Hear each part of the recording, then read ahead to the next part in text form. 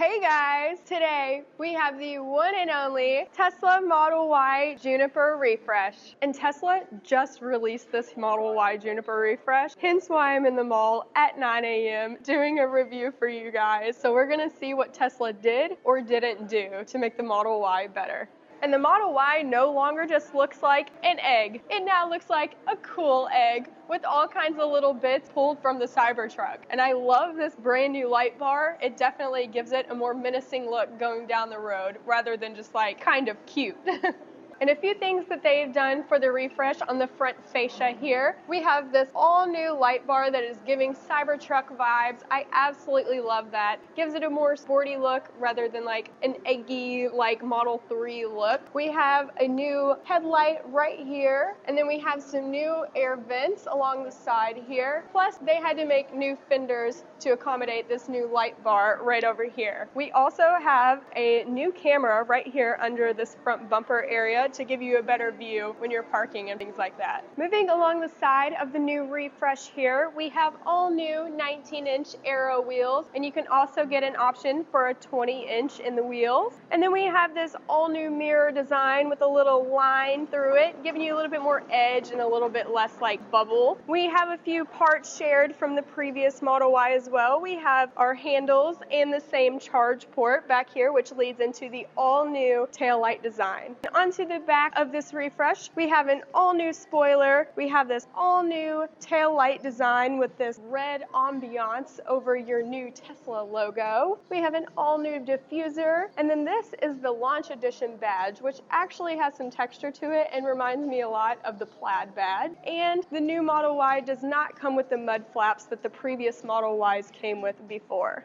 Now let's move into the trunk area here. Your trunk button is right here underneath your little camera there. So you pop that open, and it is super duper spacious back here. We have our little cubby underneath our trunk like normal Teslas do. We have a lot of storage on each side. It's like very deep. It's almost the full length of my arm down there. And then a couple more things is we have some buttons over here on the side to where you can automatically lay down your seats, giving you, of course, a full flat spot to put anything you may need. And it's so roomy, it fits a whole me.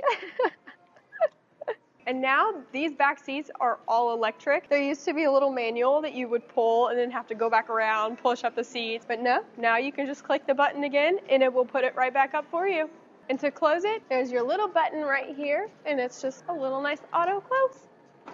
And now you even have buttons on each side of the seats so that you can lay them down or fold them back up without having to go around to the back. And to open the front trunk, of course, you can open it in your screen or on your Tesla app, and then you just pull this up. You have your whole front trunk storage here, and just like the Cybertruck has in the trunk of their bed, you have a new drain plug for this front end refresh. And there's quite a bit of storage right here. I mean, I would use this for groceries and everything else. I think it would fit everything I would need. It's pretty deep, goes up to probably about my elbow deep. So, I mean, I think anything that you might need to put in there, you can fit. So we have this huge little like padded design going on here in the top of this front area. And a few things to note, you have your windshield washer fluid in your tires. That's about the only thing for maintenance on this car at all. And a few items inside the front area, you have your tow hook right here along this piece in the front, and your kidnap button is also a light. Never seen that before. That's pretty cool.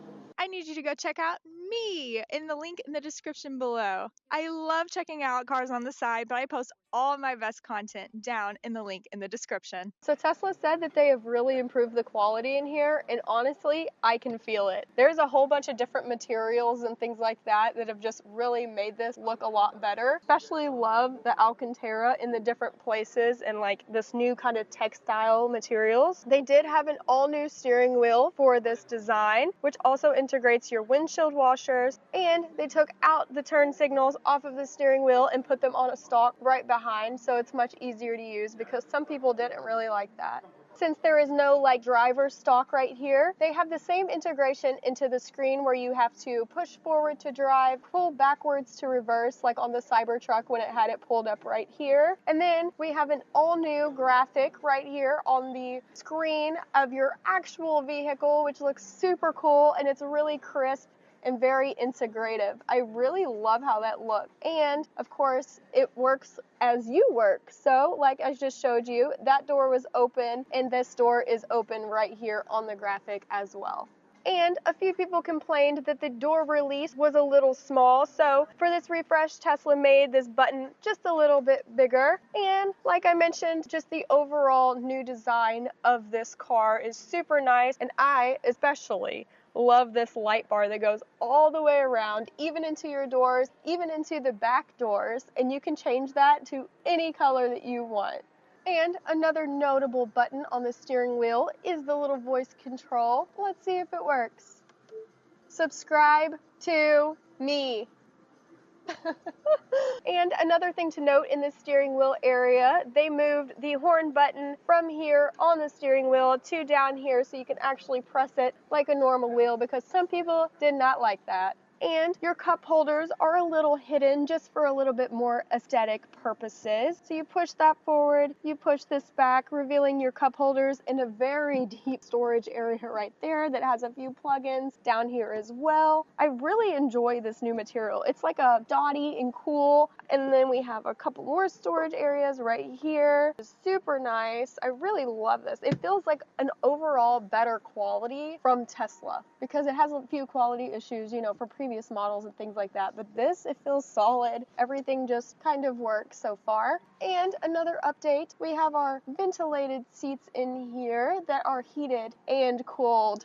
Finally, Tesla, that really helps us down here in Florida. And there's a kind of an update with the material in the seats here. They do feel a little different. They feel more real compared to the previous models where they were like a little softer and things like that. I feel the bolsters right here in my back, and we have our lumbar supports on the side. Overall, it just feels good in here. It feels like a new kind of Tesla, if you want to say. And a couple more points of storage around here, if that wasn't enough. You have your glove box, which you hit inside your screen here. Isn't very deep, but it's there. And then we also have our storage on the inside of our doors here on each side. And there is a new kind of like felty material inside of there opposed to the older models. And it does feel a little bit nicer. And for the launch edition, you get a couple extra little pieces around the car telling you and everybody else that you have a launch edition. So we have it right here at the bottom of our door. And then you also get the launch edition little graphic light on the ground when you get out. Plus that spot right there under your wireless chargers that also says launch edition, in addition to the badge on the back.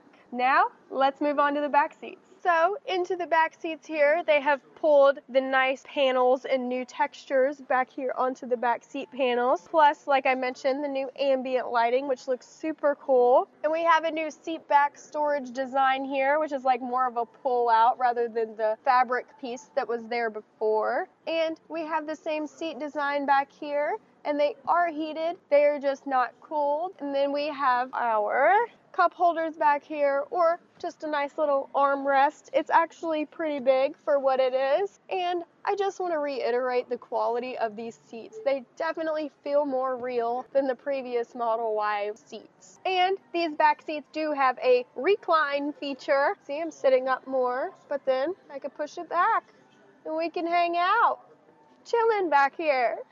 One thing I love about Teslas the most is this flat floor back here where you can put a lot of extra things and you don't have your drive shaft hump down there. And of course, the huge piece of glass going across the whole top of it. Definitely one of my favorite features. And with the refresh, they brought the brand new screen back here. So of course, you can move your temperature vent controls in here. And then this is the coolest part, I think. We can actually move our front seat from the screen. That's awesome. So cool. And we can actually fold the seats down when nobody's sitting in it from our screen as well. What a neat and nifty feature. You can really fit anything in here once you get all these seats pushed up. That's wild. So of course, there is a big change with the new refresh here, but it is still the same battery, still the same motor, but they were able to squeeze an extra 20 miles of range into here with their new aerodynamic feel. Now that gives you about 350 miles of range on a single charge. So these do start at about 60K and go up from there with a few extra options. And for this refresh, they have a firmer suspension, chassis, and steering. And for my 3 favorite features, one has to be this new menacing looking light bar that they pulled from a Cybertruck kind of. I think it looks super cool and just makes it look a little better than the previous models. Definitely is giving it a bigger audience. And then we have our inside ambient lighting. I'm just a huge lighting person. I love that you can change it to any color that you want, really personalize your car. 3 has to be the feature that you can move the front seats from the rear seat screen. I've never seen that before, and that would definitely be helpful in a lot of situations. And for my Riley ranking, I'm going to have to give this about a 7.7 out of 10 because I really think the refresh helped it a lot. I'm just not a Model Y person myself, but I think a lot of people are really going to enjoy how they've completely changed the look of this car. And I just love Teslas, so it has to be up there in the rankings. And if you thought this car was cool, you have got to go check out the others that I have reviewed. Little door, or we have some new little parts. What is it? Hold on. Hey guys! Today we have the one and only Porsche Taycan Turbo S. And this isn't just a normal luxury electric car. This is a Porsche through and through. From the stunning design to the sleek interior, we're going through everything just for you. Plus, you'll get my reaction as we take this thing for a drive. Make sure you stay for the full review because it only gets better from here. Plus, you'll get to see my Riley ranking and my bloopers. So this is Porsche's very first all-electric model. The Turbo S starts at about $200,000 and goes up from there with options. And today you can grab them for about $90,000. So that means at this point you can buy 2 for the price of 1. Starting off with the exterior of the Taycan Turbo S. As you can see, it's super sleek, super low profile. We have our signature air vents coming along the side of the car here with this awesome front carbon splitter. And then we move on to our huge calipers and your carbon ceramic brakes behind it. These are 10 piston calipers, the biggest brakes to be on a production vehicle, and they are just as big as a Subway footlong sandwich before shrinkflation. So for charging, you have a fast charger over here, which charges 80% in about 20 minutes. And you actually have another charger on the other side, which doesn't go as fast. But to open it up, you just sort of tickle it. And how'd that get in there? Moving along the sleek side of this Taycan here, we end up at the iconic light bar back here. And you can actually get an option to where the Porsche letters light up inside of this light bar, looking super cool, super sleek. So we do have an active spoiler here that deploys at high speeds, which gives you the most downforce in your Taycan Turbo S. So this makes a whopping 750 horsepower using dual electric motors and goes 0 to 60 in a zappy 2.4 seconds. So this car has a top speed of 162 miles per hour, but it only gets about 220 miles of range. But if you're getting one of these, I don't really think that matters too much to you because you just want to go freaky fast. And this is the only electric car with a 2-speed transmission. So at 2.4 seconds, this is the quickest car that I have reviewed, and it happens to be the quickest car that Porsche has ever made. And yes, this 4-door sedan would actually beat their own hypercar, the 918 Spider, in a 0 to 60 red light race, which is crazy because this thing weighs over 5,000 pounds. I need you to go check out me on my socials in the description. I love checking out cars on the side, but I post all of my best content in the link below. So there are actually 3 ways to get into the frunk of your Taycan Turbo S, and that is 1 in your center screen, 2 on your key fob, or 3 if you want to be a little magician. He pops open right there, and there's this little latch. You lift, and there it is. And into the frunk here, as you can see, it's actually pretty deep, pretty roomy, which is super nice. We have our windshield washer fluid, and if you open this up, you have your tow hook under there. On this side, you have your air compressor kit. You have a double net situation, and then we have our little kidnappy button handle over here, which is obviously nicer than other kidnap handles because you have a Porsche. Of course, we have to see if I fit, so let's do that. All right. Ah, I'm stuck on my shoe. Of course. Yee. I fit for the most part. To get into this trunk, you have this little button right here. Looks like a little parking sensor.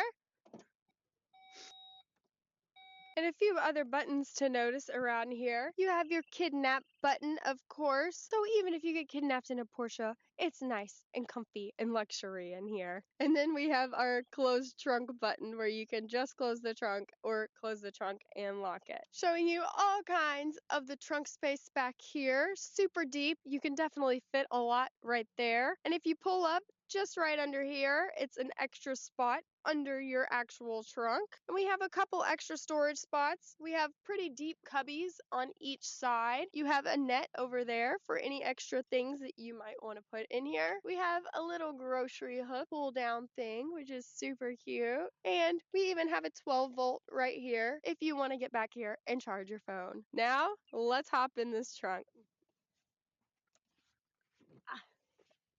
Definitely kidnappable. Now, let's give this thing a listen. So along with the sleek design of the Taycan, we have these handles that are integrated into the side so that when you swipe your finger underneath, they pop out for you. And to get them to go back and lock the car, you just press your little button and they go back. Now, onto the interior of the Taycan Turbo S. And all I can say about this is wow. Like, it looks so sporty, but like so electrified at the same time. I love this huge screen for your gauge cluster here. And then it just followed by these other 2 big screens plus another big screen. Like, that's just electric if I've ever seen it. I love this red. It's not too bright. It's like almost subtle. This is just beautiful. Like, you look at the outside of this car and you're like, wow, it's super sleek and nice. And then you open the doors and you're like, oh my gosh, this is even sleeker and nicer. Like, this is super cool. Everything is super simplistic, and obviously all your controls are in the little screens here. I love it. It's definitely like nothing Porsche's ever done before. Here is the key to the Taycan Turbo S. And cool little fact, when you hit the little unlock button, boop, it lights up around the Porsche crest. That's so cute. And with the quality of this interior, it's just honestly insane. Like, you're in over a $200,000 Porsche and you feel like it when you step into this car. It has super tight stitching. All of the panels are in their right spots. It definitely has a better fit and finish than a Tesla for sure. It's just super nice. Like, this is luxury but sporty mixed together, and I absolutely love it. And into the steering wheel gauge cluster area, notably, we have the 16-inch curved screen as your gauge cluster, which is just awesome. I love that. That's probably one of my favorite features about this car because it just looks so electric, so digital. Moving down, we have our gauge, or not our gauge. And moving down, we have our gear selector right here that you press up and down for gears, and then your little park button right there. On the other side is how you turn the car on and off. It literally is just a big power button that looks like you're just turning on this big bulky like monitor or something. So everything you'd need is right here in this little screen area here. And you do have to press a little hard on these buttons, and it's like a little haptic feedback. You can actually hear it a little bit. when you press things up and down. So it's not just like an easy light touch kind of deal. And then we have this little menu here where you can open your front trunk, open each of your charge ports, open and close your trunks here. And one of my favorite features about Porsches in general, or just in general, okay, is the 360 camera. I absolutely love that. And if you click these little porting looking buttons along the side here, it gives you all kinds of different angles of this Porsche, even though he's not even in his right spot on the screen. But it's cute and it's a very interactive. And you don't even get a dial or anything to adjust your volume.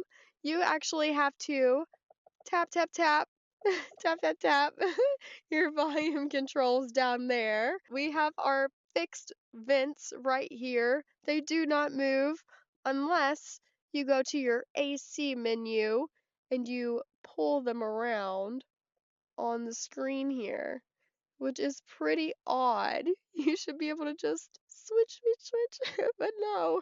And one of the most notable and interesting features of this car is if you get into the navigation screen and you zoom out a little bit and you see that blue border around there, that is how much range you can get and where you can go within those little borders. That is so cool and such a nice little touch that I don't know if I've ever seen before. And you actually have two different ways to enter a destination into your car here. You can either type it up here, of course, or you can draw it. Look at that.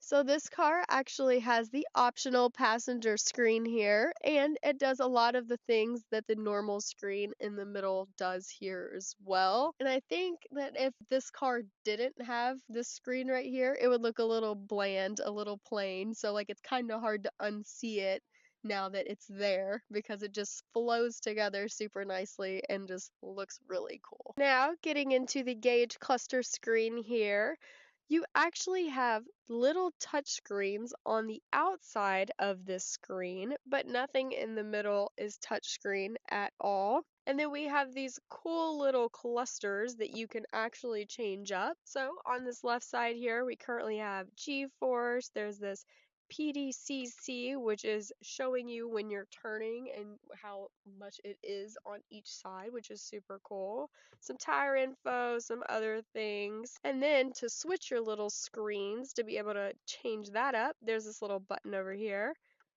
And you have to make sure it is outlined in the yellow.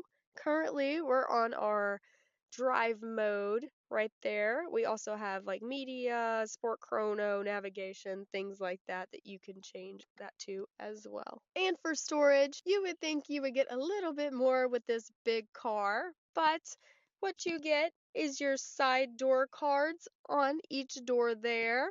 We have this little bridge pass-through area where you can put some smaller items. Our center console here, there's a button on this left side and then it just lifts up. You have a couple charge ports in there. We have our glove box, but you gotta kind of open a little hard, which is still pretty small. And then we have a teeny tiny little storage area right under your window button on the passenger door. Now, let's hop into the back seat. Now, into the back seat area here, it is very roomy, very big, a lot of headspace. And I absolutely love this huge piece of glass that goes all the way back, just like in the Tesla. That was one of my favorite features of that car. So we have a couple things back here. We have vents that actually move, unlike the ones in the front there.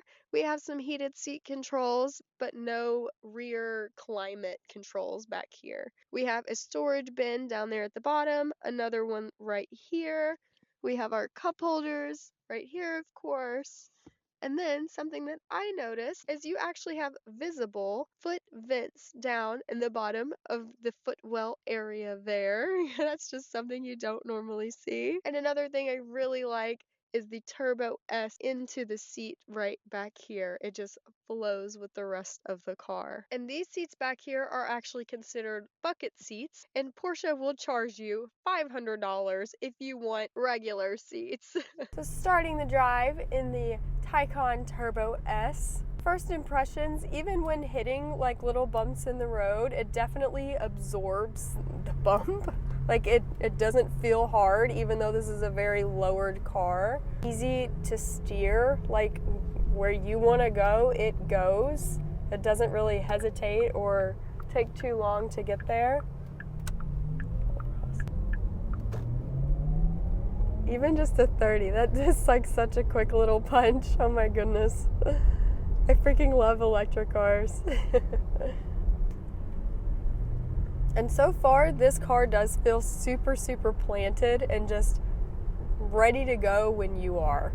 It is super smooth, I will say that. It definitely does feel like a little more like a regular car than a Tesla does, if that makes sense.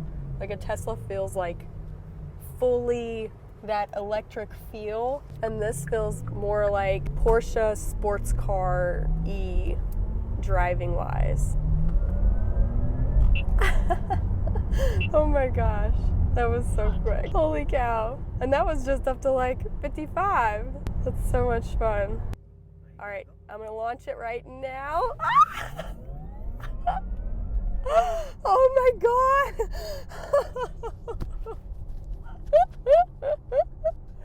Holy shit. That definitely felt harder than the Tesla launch. And that thing puts you back in your seat. That was a perfect 0 to 60, by the way. Dang, I'm good at that. Holy cow. Oh my gosh. Oh, I'm like, my stomach is like in my throat right now. That was so awesome. Holy cow. That is like honestly nothing I have ever experienced before. Whew. I am gonna have to do that one more time, sorry. 0 to 60 again. Ready?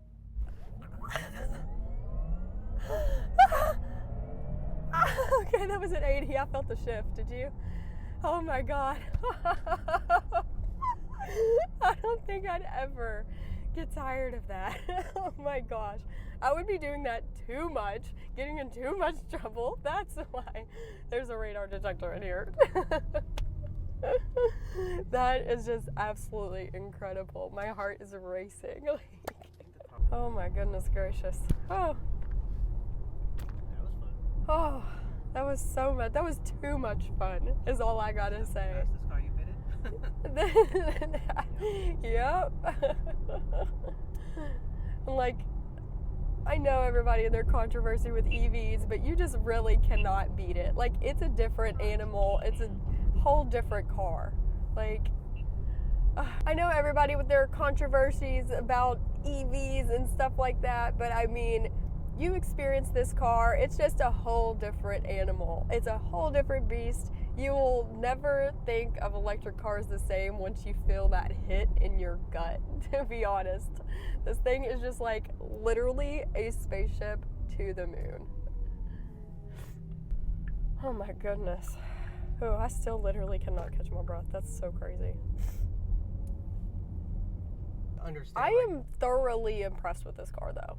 And this car does have adaptive air suspension, so it does help smooth out any like bumps or nicks in the road, so you can just have a super smooth ride as you glide around town. And this car definitely still has a true Porsche feel. Like, even though you are in an electric Porsche, I mean, it's super nice. It has the Porsche elegance and luxuriousness to it, but it has that super quick get up and go. And driving this car so far, I have heard absolutely no wind noise. Not a single thing has been like creaky or weird in here. Like, everything is just as solid and as planted as you would think. The quality is just beyond words. I absolutely love this car. I love the bolsters. They like conform to you in the seat, and then when you take off, your little seatbelt kind of pushes you back a little bit, knowing good and well you're gonna go pretty fast in this car. So this car, unlike a Tesla, is not just a one-pedal driver. I mean, it kind of is here and there, but like you have control over the region when you do hit the brake pedal. So when you let off the gas, it will still coast along for you there. So this car does have the option of the electric sport sound, which is kind of like a little spaceshipy sound that goes through your speakers so that you have some kind of noise within your car. It's not just completely silent. So that's awfully cool. So this car is a regular daily driver if you want it to be, or, I mean, obviously people buy these to go super freaking fast. So it's best of both worlds, to be honest. Porsche really did super good when they made this car because it is so comfortable, but like so zippy at the same time.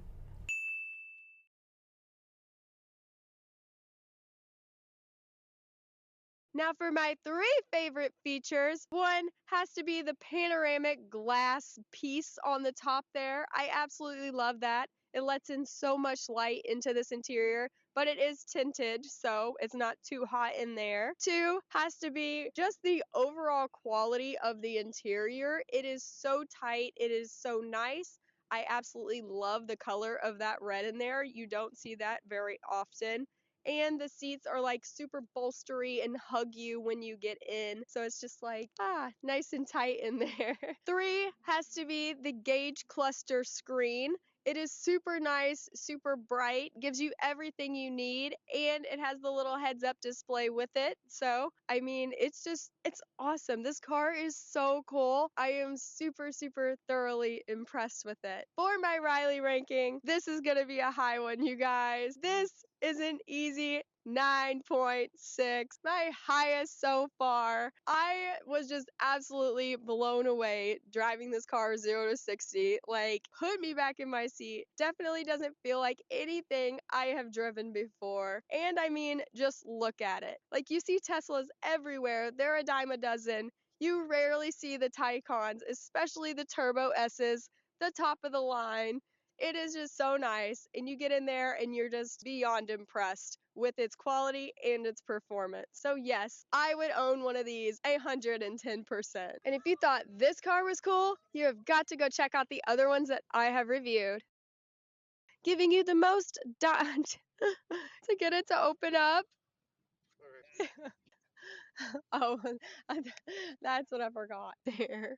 What else on the glove box? Okay, hold on, just let me redo it. Ooh, barbecue. Yum. Hey guys, today we have the one and only Tesla Cybertruck. We are going to check out the absolutely ludicrous features of this massive refrigerator, and you are going to experience my reaction when we take this thing for a drive. And just like that, I've lost 10 pounds. But then we have a 220 plug, so you can charge your Tesla with your Tesla or your refrigerator with your refrigerator. Before this video gets started, I need you to go check out me in the link in the description below. I love checking out cars on the side, but I post all of my best content down in the link in the description. And make sure to stay till the end for my 3 favorite features, plus the one and only Riley ranking. Starting off with the exterior of this crazy truck. One, it doesn't say Tesla anywhere, unless you have a foundation series, which it says on the side and the back. This car has a lot of sharp edges, like, ow, that would hurt if you're like pulling something out of the front truck and you accidentally like, oh, ow. One feature I really like is this huge light bar. It makes it look so menacing going down the road, even though your actual headlights are down here. Like, this doesn't even do much for you, but it's just freaking cool. Getting on to the biggest elephant in the room, the hugest windshield wiper on a production vehicle, aka the Giga Wiper. That sucker's huge. It's massive. Like, I cannot believe the windshield wiper literally goes to the top of this truck. And another thing that's really cool, unlike any other vehicle That's how you get in. No handles, nothing, and ow, another sharp edge. It literally just got me. So this thing is so ugly, but so cool at the same time. Like, what other automaker other than Tesla says, yes, let's just make an all steel, aluminum, whatever truck and just call it good, right? Like, this is like pre-paint production type of deal. And they're just like, here you go, consumers. I mean, it's cool. I think it turns a lot of heads. Like, nobody's gonna look like at your F-150 and be like, oh, that's cool. No, they're gonna look at this and be like, that's freaking sick. Ooh, a bit in feature. I finally found somewhere it says Tesla in the little headlight.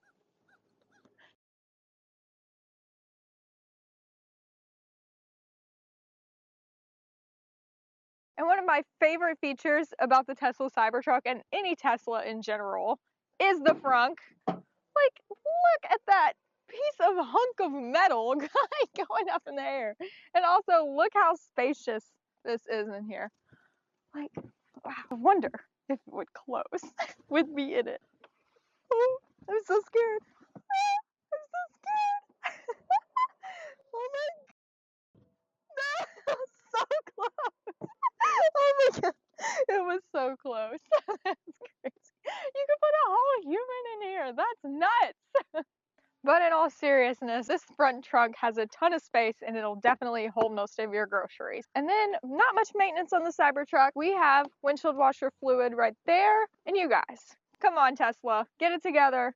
They have the Cybertruck word in like a welded font, stuck it in plastic, right? This is almost a 7,000-pound truck, but what would it have taken? Just a few more ounces of metal to make this actually look cool. Like, what? And if there wasn't enough triangles around this entire car already, here they are in the front trunk area, of course. And then this is how you close your frunk. Wait, did it just say something?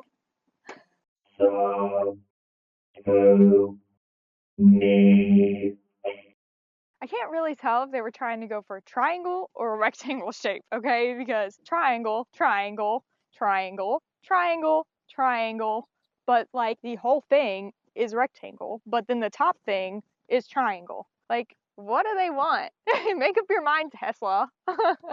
As you can see, every camera is a triangle, except this little guy. He's a square. Looking for fast weight loss results? Simply stick your arm in the Cybertruck because it'll just cut it off. And just like that, I've lost 10 pounds. And as you can see, there's not much to actually see back here. It's pretty plain, pretty flat. They have a light bar that goes all the way across. Looks okay, I guess. I feel like they could have done more with these back tail lights because they're literally just squares.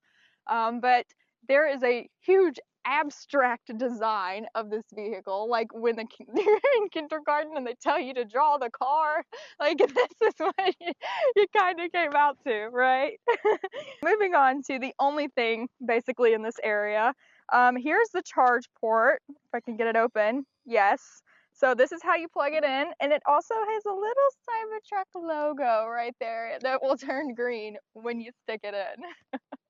Starting off with the light bar in the back here, when you put your foot on the brake, you get these Lego blocks and then like a little tiny light bar going across. So the lights do different things. And moving on to the back trunk rear end area, this tonneau cover here adds 10% range to the vehicle overall. It also holds the whole weight of me, as you saw earlier in the video, which is crazy. I was scared to get up here, but this thing is rock solid. Like, that's nuts.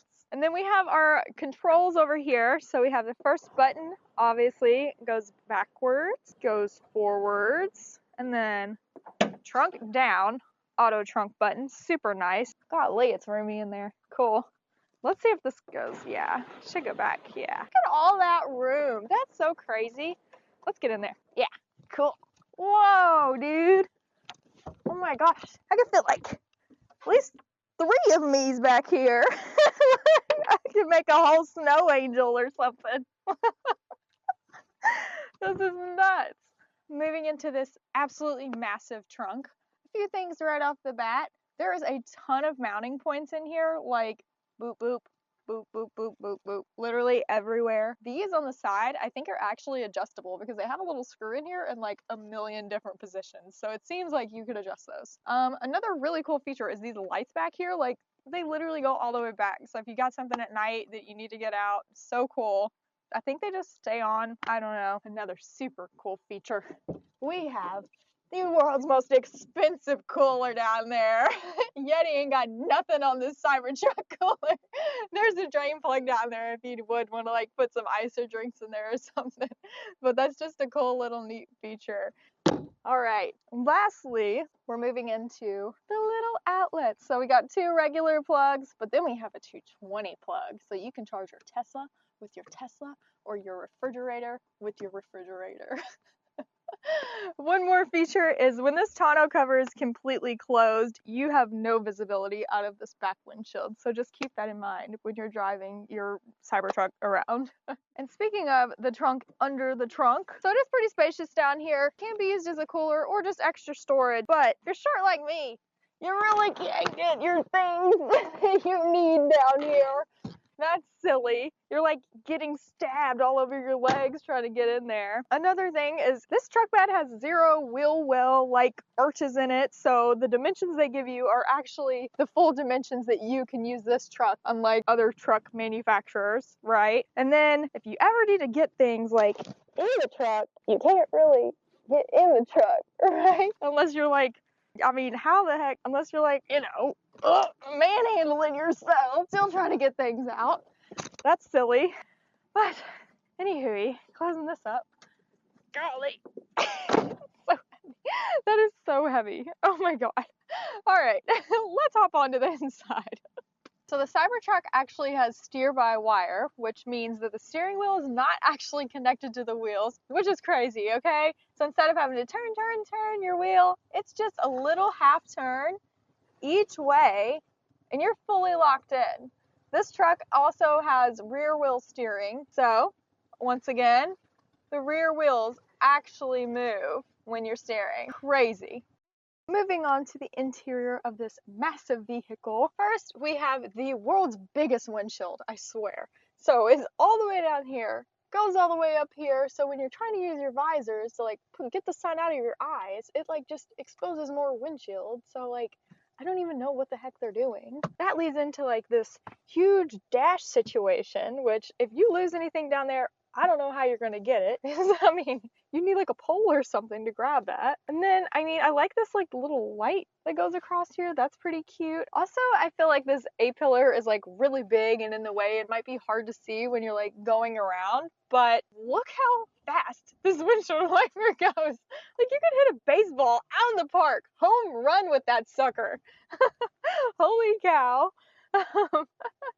And then this cool steering wheel. And then once again, we have the little Cybertruck logo. It's the same as their little whistle that Tesla has made. So cute. Just to let you know that you still have a Cybertruck. And then we have haptic buttons over here, so you don't actually have any stalks on the side to do any of your functions with. I don't know how this would be driving. That would be so weird. It's almost like you're like in a racing simulator thing or something. That would kind of freak me out. Moving on to weird design to weird design. You have your geometric looking cup holders here, which also happens to be the same as this little geometric camera button here. Cool touch, Tesla. Continuing in the screen, as they really followed through with the Cybertruck theme. You got little Cybertruck, little Cybertruck, little Cybertruck, littler Cybertruck, even the same mirrors and steering wheel as the Cybertruck has, but Tesla decided to keep a regular window lock button. If you want to get sporty or off-roady in your refrigerator, you surely can. You have those options. Next, we have the way to turn on our dome light, which comes up here in our lighting section. And then another cool feature is they have an actual charge port heater right there. Like, that's awesome when you live in a cold environment. And in case you want to take a nap in your Cybertruck, they have Cyber Tent mode, which actually uses the suspension to level out the truck so that it's nice and flat for you. We have the option to turn the fan speed down while you're on a call through your Cybertruck. That is such a cool feature that I don't know if I've ever seen before. If you want to change the color of your Cybertruck, you can change it to any color you want. I love it. It's so cute. I would be in this all day. Or you could even change the entire wrap job. Like, look how many fun options they have. They really thought of everything. Or you can change your license plate. There's all kinds of these little backgrounds. You can change the color. Or, this is my truck now. Like, look how cute. It's really customizable, really fun. All right, let's jump into the back seat of the Cybertruck. And to get in the back seat, because there are no handles, press the little button, door pops out for you. One good thing about these doors, they open up a full 90 degrees. It really lets you get in here. Hop in. It is so spacious back here. Holy cow. Like, I could lay on this floor and be totally okay. So, inside, we have some deep back pockets and another cute little Easter egg. When you get out, it has a little Cybertruck logo. Wow, you guys. Like, I am 5'3".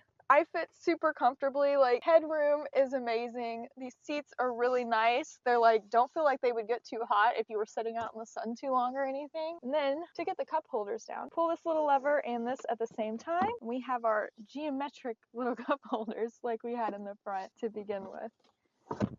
And as if you actually needed more room in your massive truck, you can actually lift up these seat bottoms using this little tiny latch right here. Pops up for you, and then you just have to kind of clip it in place. Let's go do the others. It's like so much room. I can just run through here when doing this. It's so easy. And you just pop that up. Look how much room is right here. Like, nuts. Moving on to the little screen in the back seat, which is so cool, by the way. You have your climate controls, which you can move this up or down to move your vents. We have your heated seats back here. You can choose your station, have Netflix, Hulu, all these things. It's so cool. I've never watched movies in the back seat of a car before. You have your toy box so kids can play their games back here. Then you just have a couple settings, some entertainment volume. Not much to see back here, but really, really super cool, especially for back passengers. I mean, that'd be so fun. And because this truck does not have a drive shaft, I have the perfect place to stick my purse without having to fumble around, lose it in the back floorboard. Like, no, it's just right there for me. That's freaking awesome. And there's a super cool feature on your Tesla app called Summon, where it helps you pull out of a really tight parking spot or come pick you up across the parking lot. I'm going to show you that right now.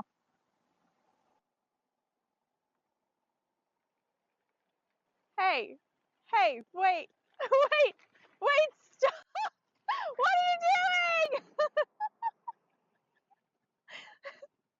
All right, starting our drive in the Cybertruck. It's not like any other car where you have an actual gear lever. You have to put your foot on the brake and you have to tell it whether you want to go in drive or reverse on the screen, which is so cool. It even drives forward. That's so cute. Okay, let's go. Oh my gosh, so scary and big. Okay, let's go. Oh my god, this thing is, whoa, the steering's so weird. This is straight up like nothing I have ever been in before. It turns so quick. This is nuts. Whoa, you can whip a U-turn. Hang on. That is crazy. Wow. Holy cow. This thing really doesn't, I mean, like, it's huge, but like when you drive it, like, it doesn't really feel that huge, I don't think. Like, here we are. We gotta use our turning signal buttons on our steering wheel. It's crazy. Oh my god. This sucker is wild. Like, I'm speechless because I don't have words, I think. Here, let me just do a really quick 0 to 60 really fast. Okay. Oh my god! Oh my god. Holy, oh my god, that is literally, whoa, unlike literally any other car. I am floored, literally, bamboozled. Like, ooh, I just gotta do it again. Hang on tight.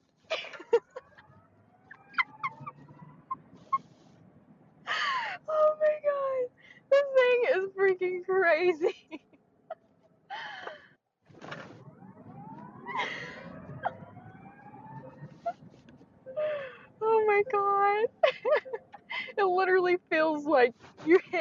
single time. Like it doesn't give up, you know, like it doesn't slow down. Oh my God. Whew, you feel like you're like on a roller coaster where your stomach is like up in your throat and oh my goodness gracious. But this thing is so easy to drive. I love the steering wheel. It just feels like you're literally in a race car. And I mean, it kind of is a big giant refrigerator race car. And I really do like the buttons on the steering wheel because like you have more control and like you just know where things are. You can just use it without having to fumble around and hope you're clicking your right signal or whatever. This is so cool. Oh my gosh. It doesn't even feel like you're like high off the ground or anything, even though this is such a big, high vehicle. This is so much fun. Like, it's so quick, so fast, you guys. I'm speechless, literally. So the Cybertruck has a top speed of 130 miles per hour, which has to be the world's fastest refrigerator, right? And the base model of a Cybertruck goes 0 to 60 in 3.9 seconds, while the Cyber Beast goes 0 to 60 in about 2.6 seconds, which is insane for almost a 7,000-pound vehicle. Okay, that's wild. So the base Cybertruck starts at about $80,000, while the Cyber Beast starts at about $100,000, but you get that whopping 0 to 60, and you get 3 electric motors. They get about 300 miles of range, and they can both tow about 11,000 pounds, which is insane. Now it's time for my favorite features and Riley ranking. Now for my 3 favorite features about this vehicle is 1, just how quickly it turns on a dime. Like, I've never experienced anything like this in any car I've driven. Like, you barely turn the wheel and you're already like over there. Like, this is so crazy. And my second feature is probably how roomy it is. It doesn't feel like it's big on the outside, but like when you drive and it's just, I have so much room for activities. Like, I have so much room. It's crazy. I think this is the roomiest vehicle I have ever been in, to be honest. Third, I think it's just the way it looks. It's crazy. It's head turning. Like, who else just has a vehicle of steel rolling down the road? Like, they really knew what they were doing when they did this and thought outside of the box and had a totally different design and crazy. And I break my neck when I see them all the time. So, I mean, it's just freaking cool. And bonus feature, if you could call it a feature, but it just really makes my day driving this car. Like, it's so quick, it's so agile, especially for its weight and how big and bulky it is. Like, just the way it can move so quickly and like you wouldn't think so. But it's just so fun and I absolutely love this truck. I mean, I would probably own it, to be honest. To do truck things, probably not, but to just look cool, totally. Now for my Riley ranking, I would probably rate this beast of a vehicle probably about an 8.5 out of 10 because 1, the windshield wiper is so cool. The truck is so cool, but it's a little too futuristic for me. You know, I'd want a little bit more aesthetically pleasing, but it doesn't feel like you're driving around this massive vehicle. So, I mean, I'd rank it pretty high just because I love how smooth it is. I love how it turns on a dime. It is so fast, so fun. So I would probably own one of these, but not forever. And if you thought this car was cool, you've got to go check out the others that I've reviewed. Sub to me. Not much maintenance other than some windshield wipers, fluid stuff. Hold on, let's just redo it. You want to use that? And imagine that. I'm gonna have to redo this. No. You're good. Dude, I'm telling you, I'm not. You're good. My shoes are so slidey. I'm talking in the mic, but my little fluffy thing, it doesn't work no more. He's broken. The Tesla. Hey guys! Today we have the one and only Icon i60L golf cart. We're gonna see why this lifted 6-seater is the ultimate golf cart. Plus, you'll get my reaction as we take this thing for a drive. Starting off on the front end of this i60L here. First, we're going to start at the windshield, which actually folds in half, which is super cool. So there's just these little rubber things that go around the frame there, and you just bloop, pop it down, and now you have like basically a convertible windshield. You just take it down. That's pretty cool. Moving on down, we have these nice little LED headlights that actually look a lot like a Bugatti headlight. That's so funny. It's so cute though. It looks really nice. And then we have this big metal grill bar right here in the front that you only get with the lifted models, along with these wide body fender things. You know, you got a little wide body kit going on your golf cart here. And then you get a few other things with the lifted models as well. But coming down, we have some red calipers in there because this is a sporty and fast golf cart. So I60L actually stands for something. I meaning icon, 60 meaning six-seater, and L meaning lifted. But why would you say icon, 60, lifted? Like, why would you say icon twice? And why is it 60 and not just 6? There's not 60 seats back here. That's just a little goofy. And these Icon 60Ls start at about $15,000 new. And I think that is a bargain because you can get these street legal.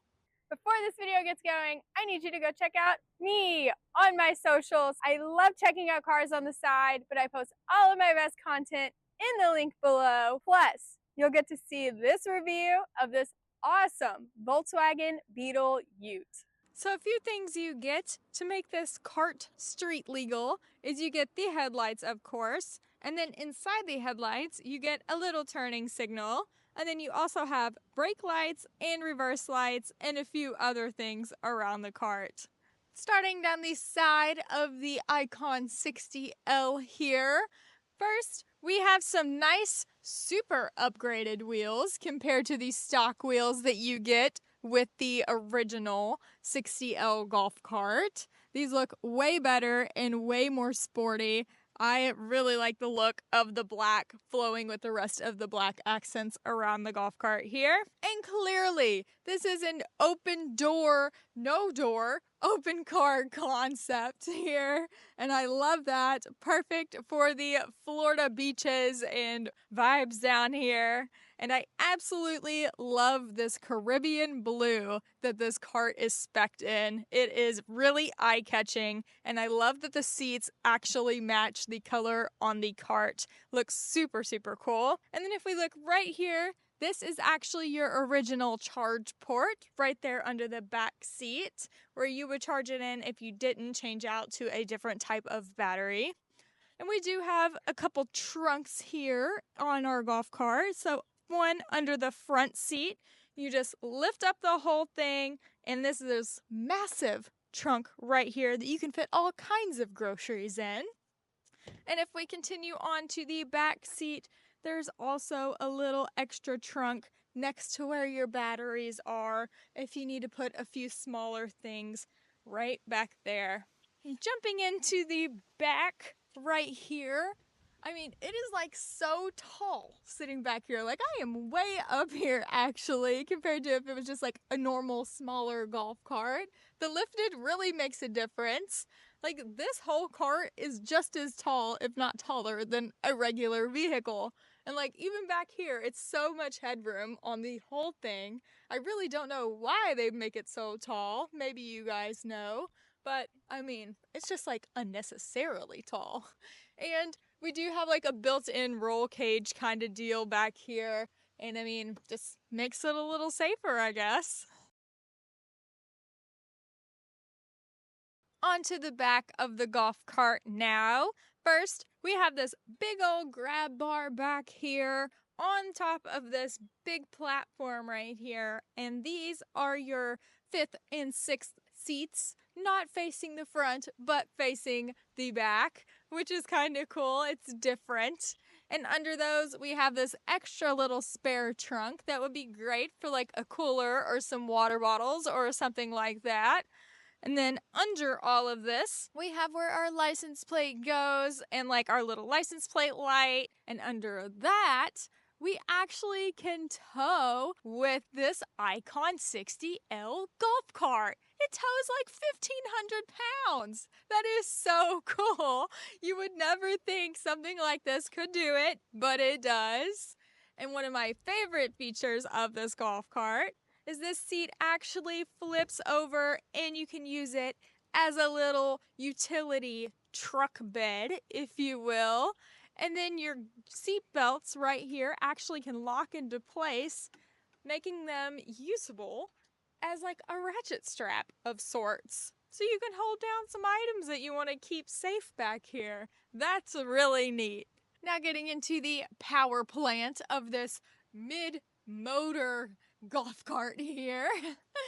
First off, the Icons do originally come with 6 12-volt AGM batteries down here, but this owner has upgraded to a 100-amp Roy-Pow lithium battery, which gets about 20 to 30 miles of range. Plus, it frees up your little area for some extra storage, but it also makes the golf cart go faster, charge quicker. It gives it more like agility because it's not a whole bunch of batteries back here holding down the end. I mean, there's just all sorts of things that lithium does for you. You can go further compared to the original batteries and everything like that. It's a better option, in my opinion. This golf cart is rear-wheel drive, so it can do a burnout, and it goes 0 to 30 in about 20 seconds. And this Icon is actually equipped with a 5-kilowatt motor, actually made by Toyota.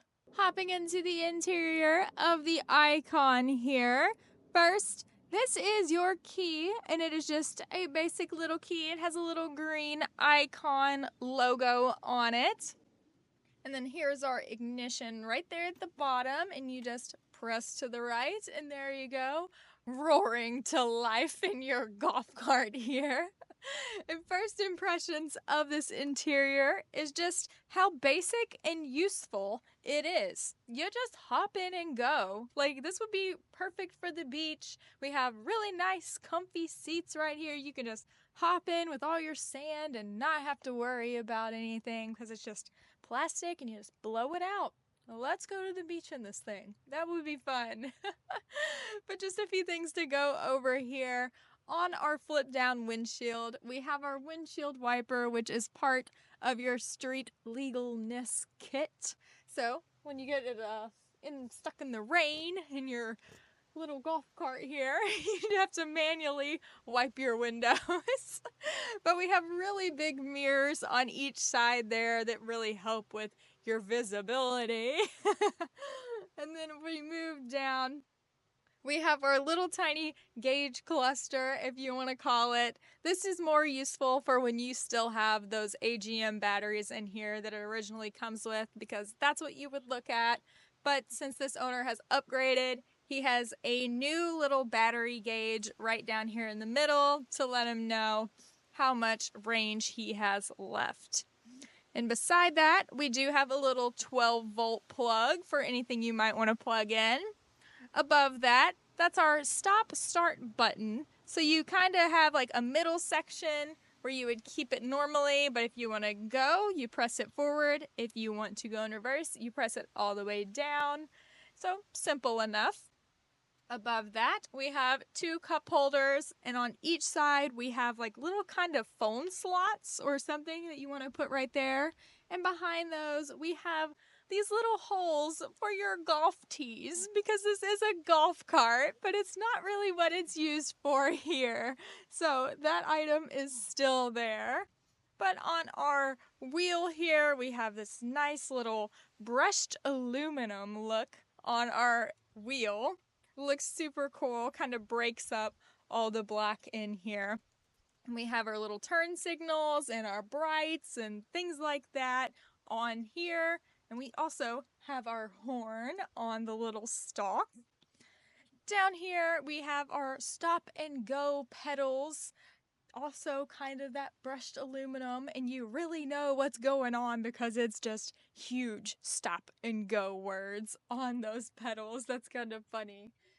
And then we have these two cubbies kind of right here, your glove boxes, you would say, but don't leave anything valuable in there.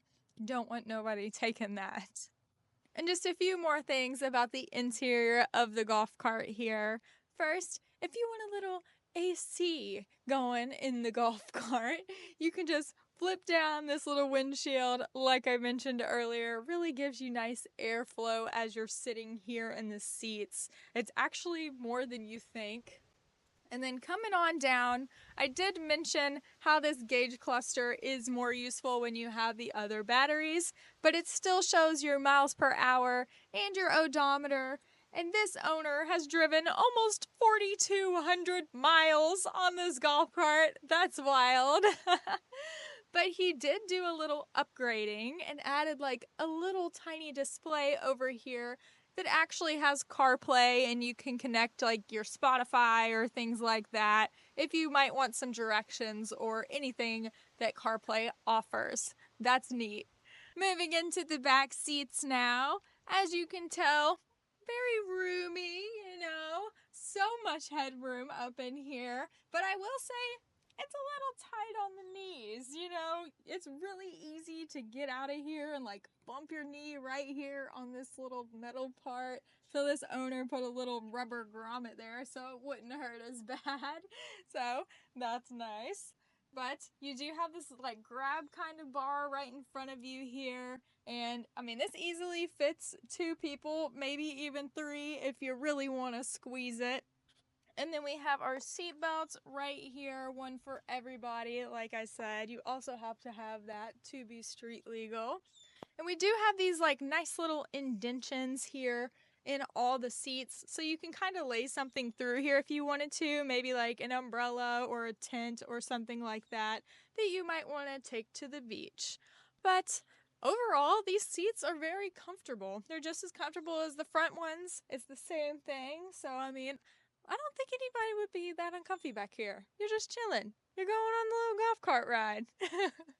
All right, going out in the Icon 60L golf cart here, and I'm gonna put it in drive by clicking that little button forward, and let's roll. I just love the feel of a golf cart. They're just so much fun, especially this one compared to like those little crappier looking ones, I guess. They're just so small and like honestly not as useful as this one feels like it is. So you do feel every bump in the road. It doesn't have any tight suspension on it. So oh my gosh, just running over everything. But visibility is great in this. Obviously, you don't have any blind spots hardly, and it just goes. You just goes whoop, and there we go. We're already going like 25 miles an hour. Big bumps. And it is a pretty windy day, and wind noise is obviously there at all times. This may have not been the best day to do this with all the wind, but this thing is so fun. Like, it hardly has any power steering at all. Like, you are the power steering this thing, but it takes corners quite well for being as big and hefty as it is. It doesn't feel like any body roll, really. I mean, it kind of stays planted where it needs to be. Like, whee! This thing is so much fun.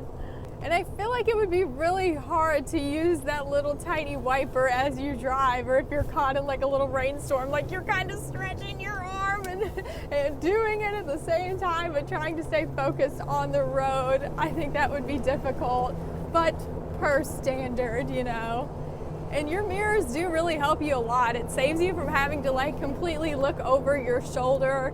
And then, I mean, it's great. Everything about this is great. It's so much fun. Like, I just went over that big bump and it just took it. Like, it didn't feel like, I don't know, all over the place, you would say. Oh, look at it. Oh, he got it. He got the frisbee. And I think the fun factor on this golf cart here is definitely just a 10 out of 10 because like I mentioned, you can just take this to the beach, jump on it, go wherever you wanted to go, or just leisurely ride around town when you're bored. Like, it's so versatile and it's like so cheap to be able to just have a whole nother vehicle that you can take on the roads. Like, that's so awesome.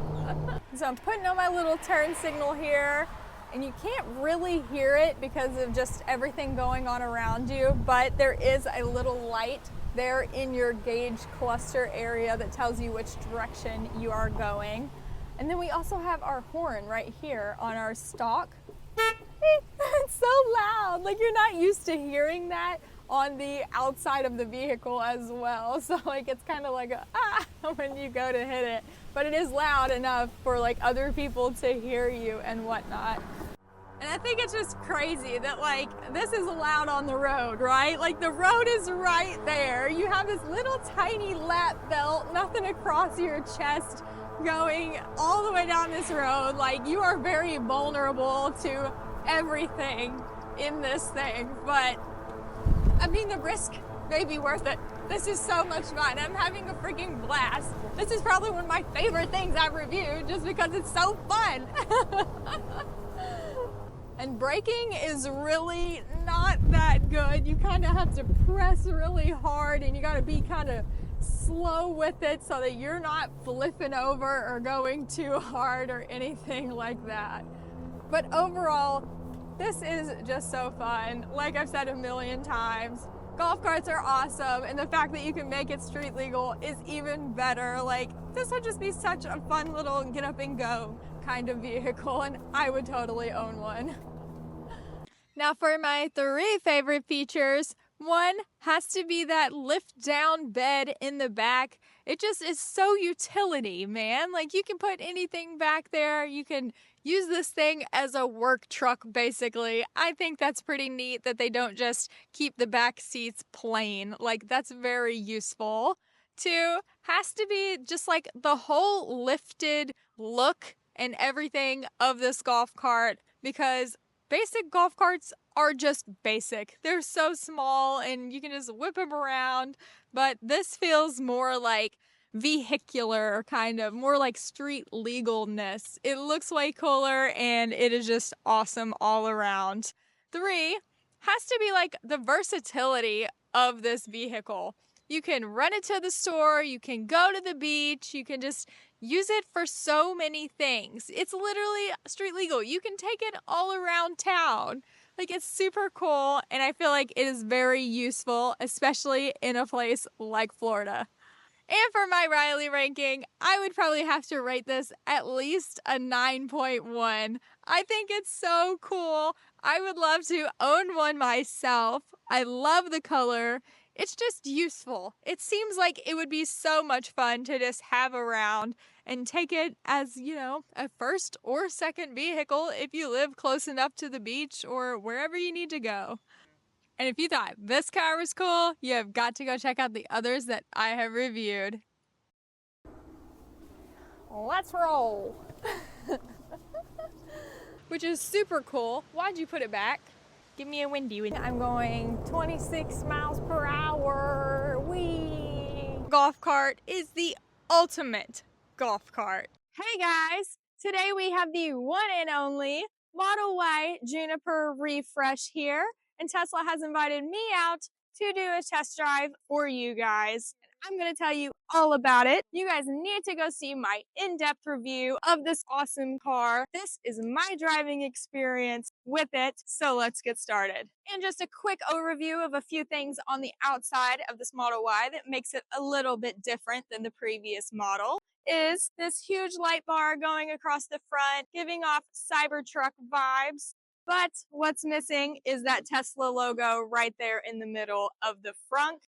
Don't know if they'll add that, but it's missing so far. I need you to go check out me on my socials. I love checking out cars on the side, but I post all of my best content in the link below. Plus, you'll get to see the review of this awesome new Model Y Juniper refresh. Moving along, we have our brand new 19-inch aero wheels here that you can also get in a 20-inch option. Then moving down, we have our blacked out trim, of course, looks super nice. Shares a couple parts from the previous models anyways. Coming along, it just looks a little sharper than normal. So I think they did a little bit more to this car. They did change the fenders to fit that new headlight design, the light bar design. So I think it gave it like a little more sharper line coming down the side of this car. And moving along the back of this Model Y here, the back is completely different.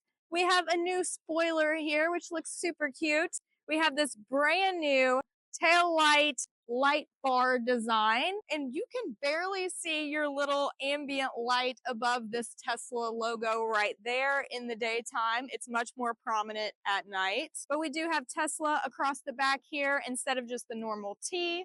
Of course, this is the launch edition, so we have the brand new launch edition badge, a brand new diffuser, and I mean, just look at it. But doesn't it give you Prius vibes? It definitely does. But it looks way better than a Prius. So I really like this car. I think it is super fun, super sporty, and I really like the little touches they did with the launch edition. And getting into the trunk of the new Model Y, you just press the button right under your camera there. And one of my favorite features about this trunk area is finally these back seats are fully electric.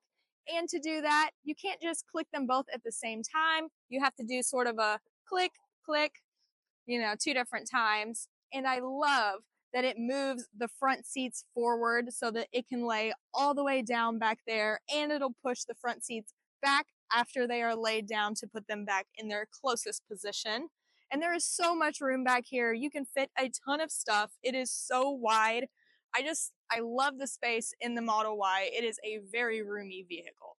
Now, let's jump into the inside. And when you hop inside your launch edition Model Y Juniper refresh, it shows this nice launch edition animation across your screen, which is cool. And then just first impressions of this black interior here. It's just a black interior. You know, I really like the white over this. It's really just basic, but they did add some Alcantara into the black instead of just the new gray material that they added into the white interior.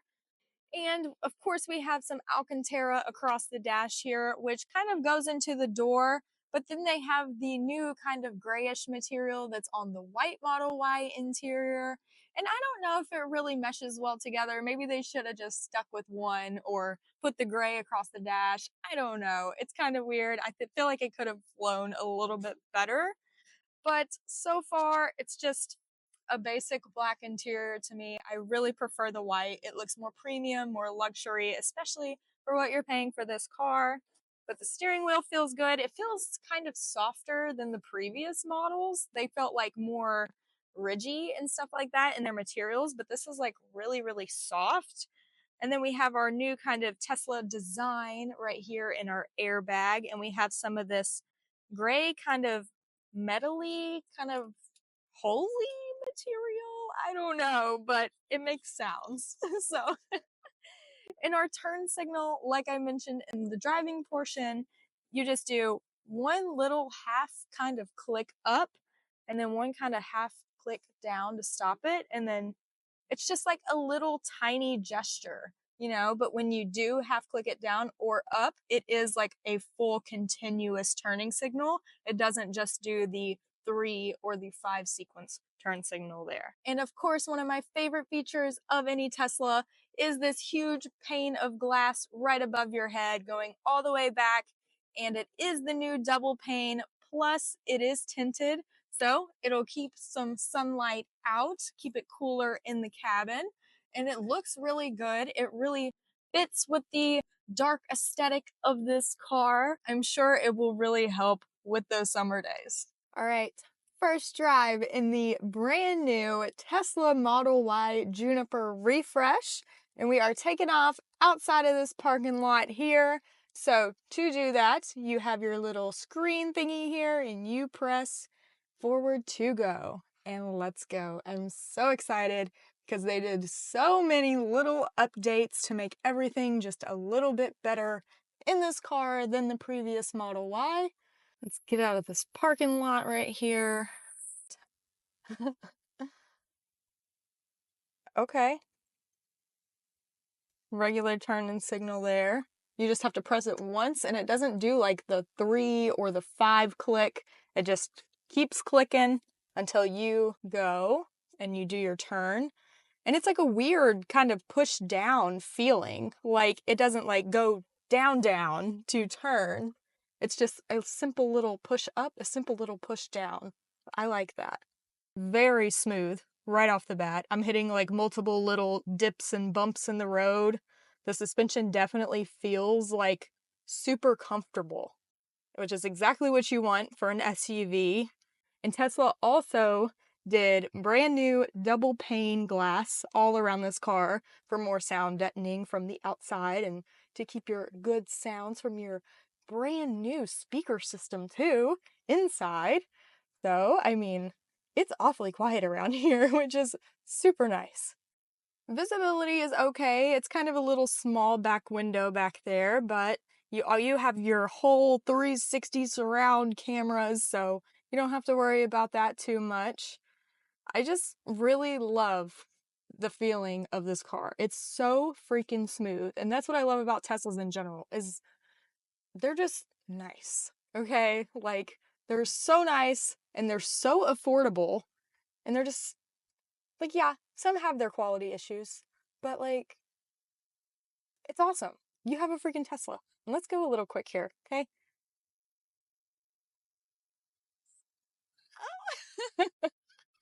Oh my gosh, that was only up to like 60. That felt so good. Ah, a perfect smooth acceleration just puts you straight back in your seat.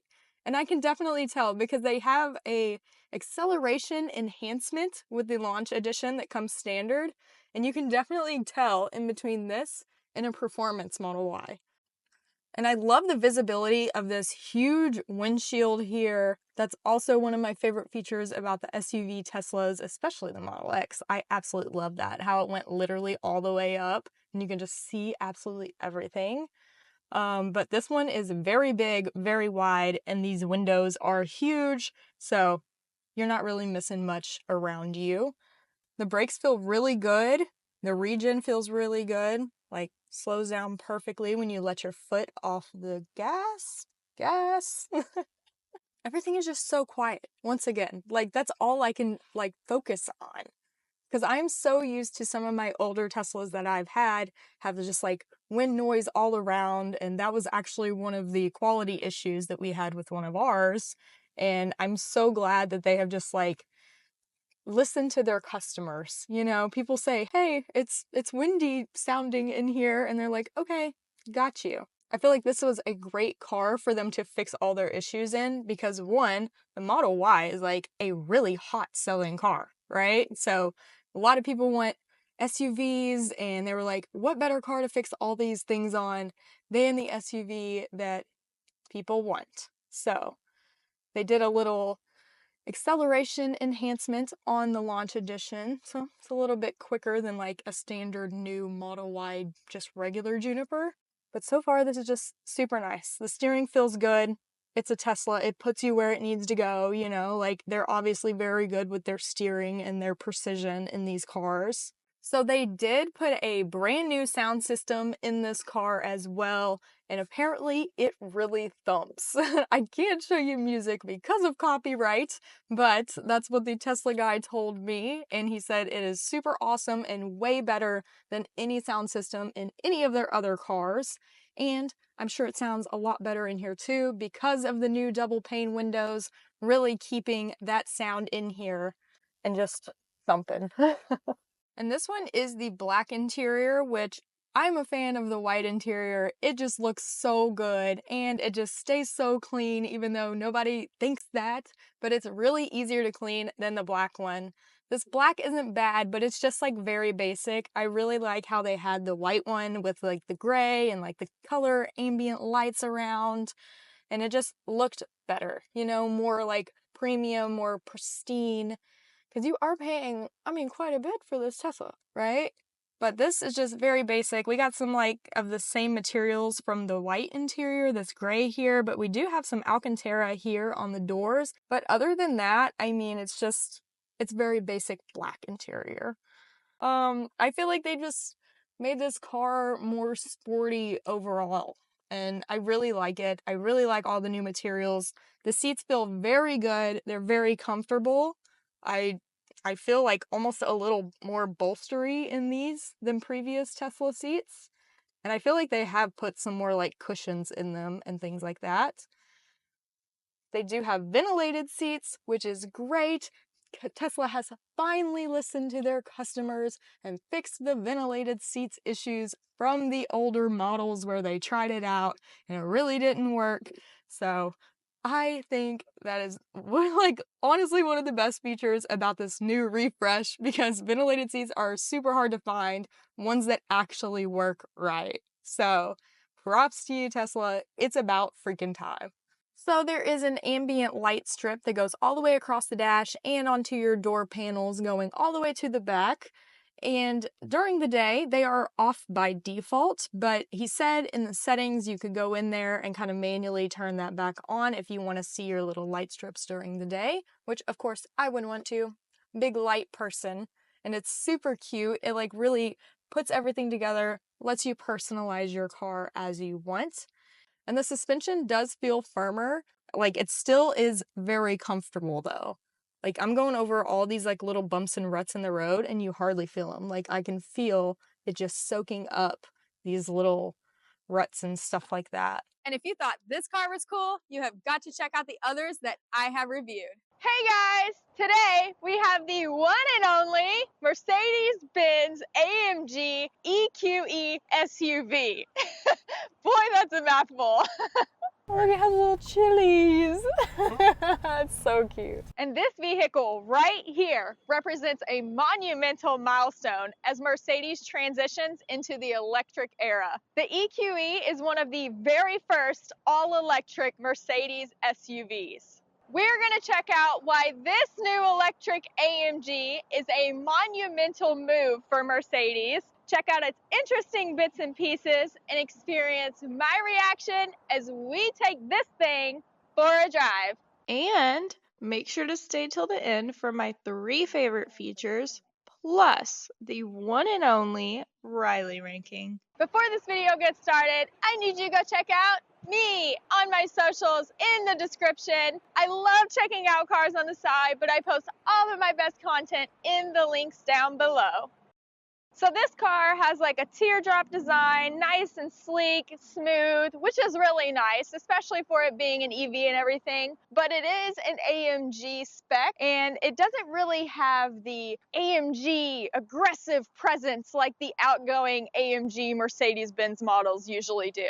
This car is available here at Crown Eurocars of Pinellas Park, and thank you so much to Shannon for letting me show you guys this awesome car here today. And this dealership has one of the coolest inventories I have ever seen. Just today, I have seen Ferraris, a Brabus G-Wagon, and an Audi R8.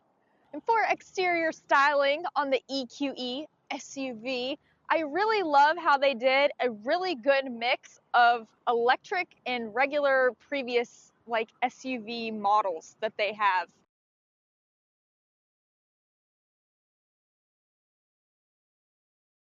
It's super nice and like sleek. I really love how they used to have the grille here, obviously, but they made it to where it isn't just flat. Like it does have some dimension. The Mercedes-Benz logo is of course huge still.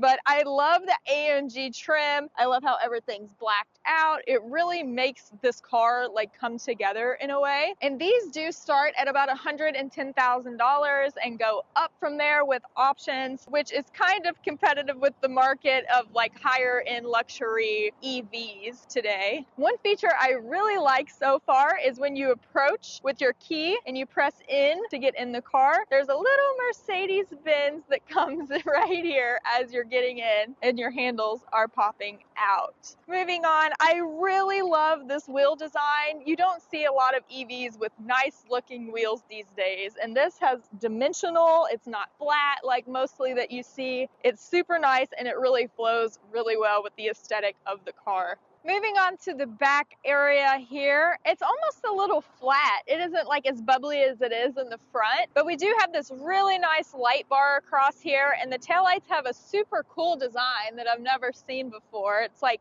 almost flowy in a way. It's cute. We have another AMG badge here. I think it would have been super nice and a good touch if they would have made these badges black on the back here to like pull everything together a little bit. We have these little tiny air vents that aren't actually air vents. I guess it's just for aesthetic purposes. Nonetheless, another black accent to look at. We have a really cute tiny Mercedes logo on this windshield wiper. I can't get over it. Just had to mention it. And then over this way, we have the charge port disguised as a gas cap. Yep, popped open here. And then this little button on the inside here actually unlocks your charge port so that you can pull it in and out freely.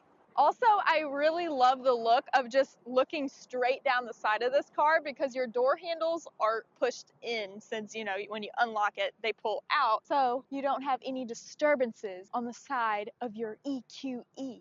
So this car specifically is spec'd out in Alpine Gray, which is honestly super nice, especially with the black and silver accents. It really ties it all together. So a couple more features that I have found on this car, if you could call it that, but it's quirky nonetheless, is right here. It pops out your windshield washer fluid refill, which is so cute. You would not think that's what that is, but you open it up and you're happily surprised. Then you would think, mostly like every EV that has a frunk, that this big massive hood would open, giving you extra storage space. It surely doesn't. There's no way to open this. It's probably just a bunch of mechanicals under there, but I feel like they could have given you a little bit more for the price point of this vehicle. And then another little cute thing on your valve stem right here, it has a little NF letting you know that your tires are filled with nitrogen. Moving on to the performance specs of the EQE. This has a dual motor making over 600 horsepower and almost 700 pound-feet of torque. It goes 0 to 60 in 3.7 seconds, and which is crazy because this thing weighs almost 6,000 pounds. That means you and your entire family can get to your destination faster than a Lamborghini Diablo. So those numbers are amazing, but this next one might not be that impressive as this only gets about 235 miles of range. However, this car does have rear wheel steering, which is something you don't see much of cars today. Now, let's give it a listen. Is this thing on? Okay, let's just get into the trunk. So moving on to the trunk area, you have your Mercedes logo here that does a couple different things. One, it is your beautiful gleaming Mercedes badge. Two, it is your rear camera, so this pops open when you're in reverse. So if you're behind this car and that comes open, get out of the way, okay? And then third, it opens your trunk if you press the top of it, revealing this massive, tall trunk area. Now, let's hop in here, see if it fits a me. Of course, kind of. If this thing wasn't here, I could scoot back a little bit more, but overall, pretty nice, decent trunk space. We have a couple tie-down points over here. We have a couple little lights in the back. We have a little cubby over here, but not one on this side. We have a 12-volt back here if you need to plug something in, and of course, the privacy shade restricting me from going back anymore. And unlike many EVs, there is not an extra trunk underneath this trunk space. And a cool way that this trunk can close and open is if you do a little kicky underneath the car. Come on, you did it earlier. There we go.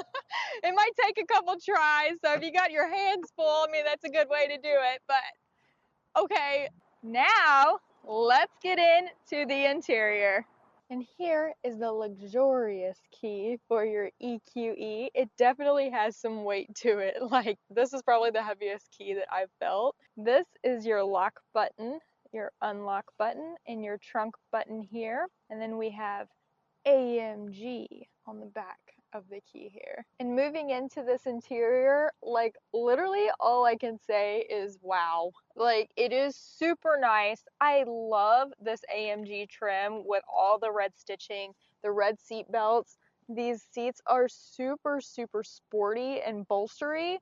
I love their design, this like perforated look beside some leather here. The carbon is a really, really nice touch, and this screen is just massive. I love how it flows together and it doesn't really feel too separated. We also have a tiny bit of rose gold trim in your air vent area. And then we have some ambient lighting all along the doors and the trim up there as well. This is just super nice. It is luxurious, but it is a little bit sporty. This bridge area here is really cool. You definitely don't see that often, giving you a whole bunch of space at the bottom here. Moving on to the door side of things here, we have these really, really nice buttons that are almost like a brushed metal. They don't feel plasticky or anything at all. I really don't know if anything in this car is plastic, really. And we have our door handle here, but a lot of times I've been grabbing for this, even though these are your seat controls. It feels almost like a door handle by the way it sits. We have these heated, cooled memory seat settings over here. And then we have some really, really nice speakers down here. I love how it honestly just pulls all of the little silver pieces together, and it sounds super great. And for your ambient lighting, which is fully customizable by the way, you have some right here under this little area here. We have it in the air vents. That is so cool, and what a neat little touch. You also have it right here on the sides of your seat. That is so cool. I think it's so immersive in here. It's so nice. Moving on to the steering wheel stuff here, and there's a lot going on in the steering wheel. One, just how crisp the screen looks is so awesome, and everything you need to control it is right here on these little buttons in your steering wheel here. So they are haptic, and you can pop through these menus here going up or down, connecting your devices, your temperature, your engine data, stuff like that. And then we can click the little home button, and they will give you different kinds of gauge clusters here. So if you want to get off-roady in your EQE, you can definitely do that. 41 is super cool. It gives you everything you need right there. Another super, super cool screen that I can't even believe is right here are your little tiny buttons. You have two separate kind of buttons here that you can change right there by clicking, which also leads into this screen here. You can change what those little buttons are. So if you wanted your top one to be traction control on or off, or you can have your AMG dynamics or your sound, it automatically changes as you change that on the screen, which is super, super cool. Never seen a feature like that before. And then your other button over here is your modes of driving. So right now it's Sport Plus, and this automatically adjusts when you switch your modes as well. Super cool. And then a couple more buttons on the steering wheel here. You have a bunch of your cruise control options right there. This side of the screen actually controls this screen. So your buttons on this side control this, but your buttons on this side control your gauge cluster screens over here. And then we have our little audio up and down volume buttons on this side.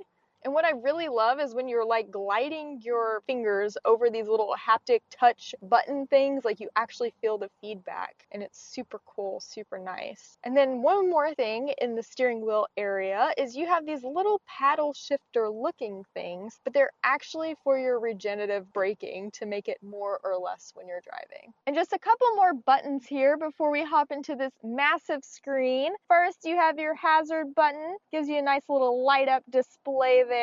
We have our volume button, which you can scroll up or down. We have the reverse camera, where if you want to see that quickly, you can press it, shows you all your 360 around. And then we have our charge button if you want to see your charging stats quickly. We have car settings button, but they couldn't even give you the car that you are in as the button. It's like a sedan version, I guess. And then we have a stop start button right here, and cool feature, it's a fingerprint sensor. So I guess when you set up your Mercedes account, you put your little fingerprint on there, it might like adjust settings to how you like them. And we have a mute button right there, but cool little button. You press the AMG and it takes you to your dynamic select screen, the same ones that we had over here before. And if you want it even more in depth, you can go to your home button, AMG performance, and it shows you everything to do with your car. So right here we have energy flow, and we have some pound-feet of torque, and where everything is moving in your vehicle at all times. Shows all of our suspension and the degrees of that, which is pretty cool. Everything to do with your motor, your horsepower, things like that. And then a cool feature that Mercedes gives you is they give you a little watch, and it's a little stopwatch. And if you hit the little button on the side here, you have a stopwatch for whatever reason that you may need it in your dynamic performance section of your car.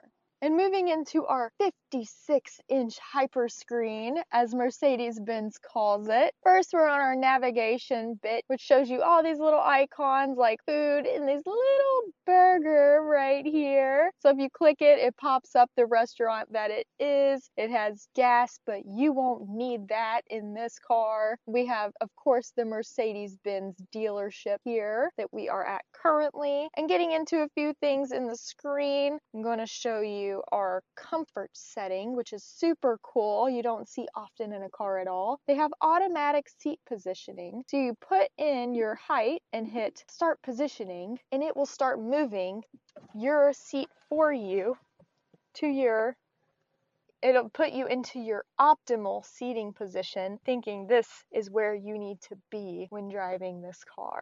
And the little button right here is a car with some like flowy things coming through. This is your air quality in your EQE. And another cool thing is it actually has the optional fragrance insert in this car.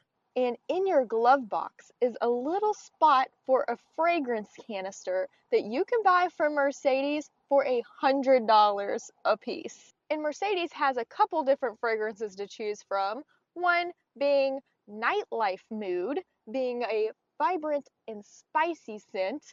What does that mean, Mercedes? Is my nose gonna tingle when it exits the little canister? I don't know. Next, they have AMG 63, which is a unique scent for AMG enthusiasts. Have no idea what that can sound like, smell like. And then we have bamboo mood scent. I don't know.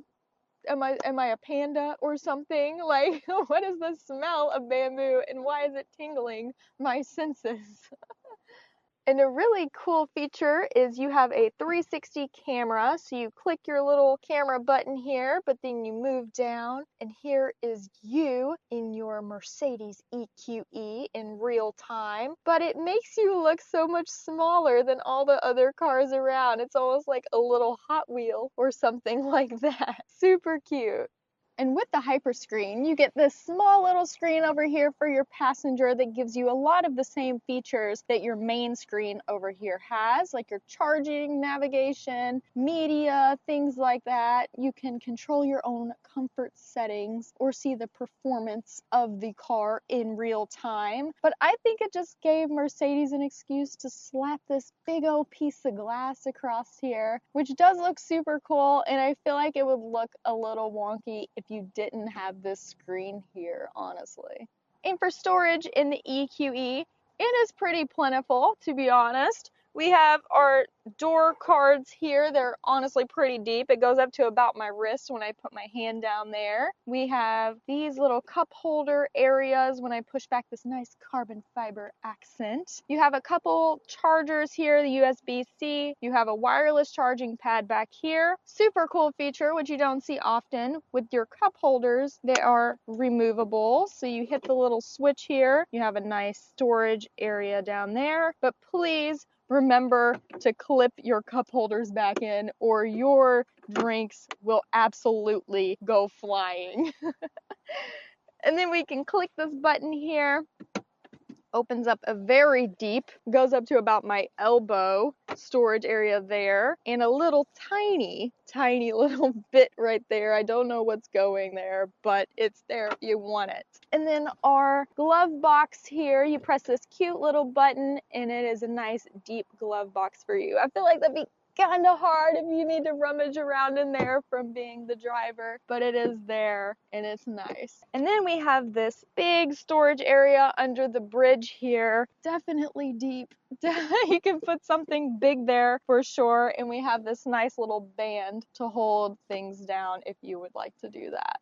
And a really cool feature is it has this touchscreen slidey thing that slides back your shade for your panoramic sunroof, but your sunroof does not open. But I really like how it goes all the way back almost to the complete back of the vehicle. Definitely gives a lot of light in here.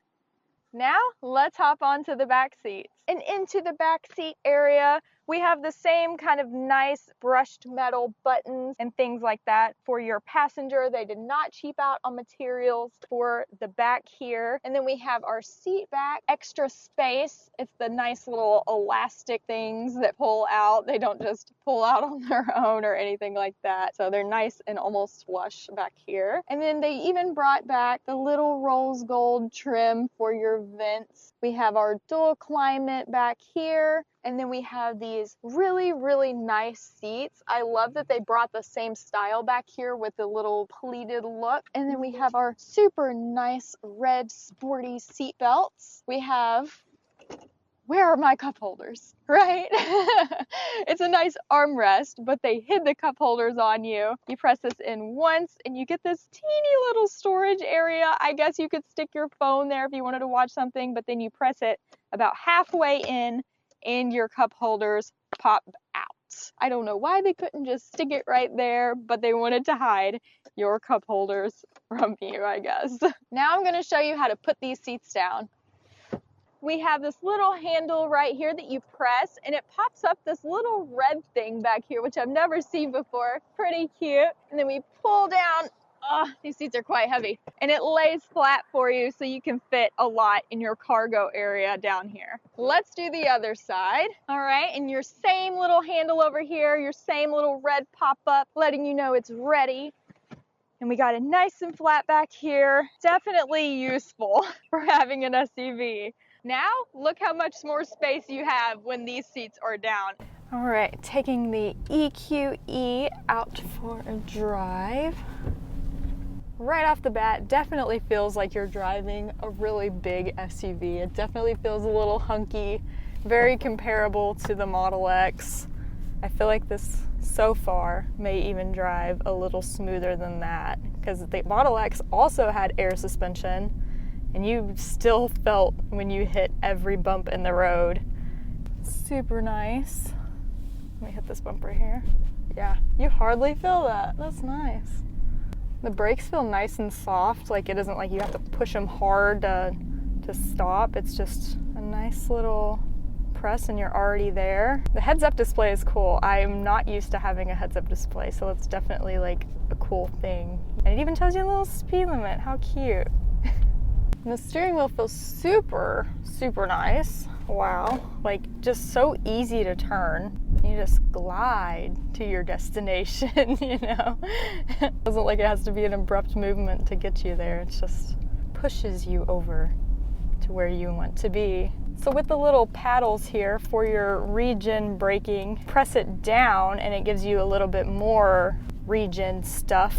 Yeah, let me feel that. Ah, yeah, that one's hard. Okay, so you definitely would have to play with that for your regen, but It's definitely comparable to Tesla. Theirs goes pretty hard right off the bat, but I like how this one is quite adjustable. I don't feel how this hits on this. Dang, you barely feel those. Those were like ruts in the road. That's crazy. And visibility in here is actually pretty good. I feel like the windshield maybe could have gone up or down just a little bit more, but the little A-pillars get in the way just a touch. You kind of gotta go around them a little bit to see, but overall, you get up high enough. I feel like this is super comfortable, just super smooth and luxury. Everything you could want.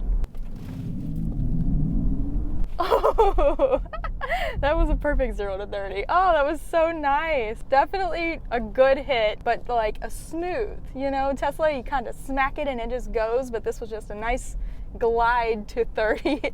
That was super nice. Definitely puts you back in your seat, and these AMG bolstering seats keep you in place right when you need it.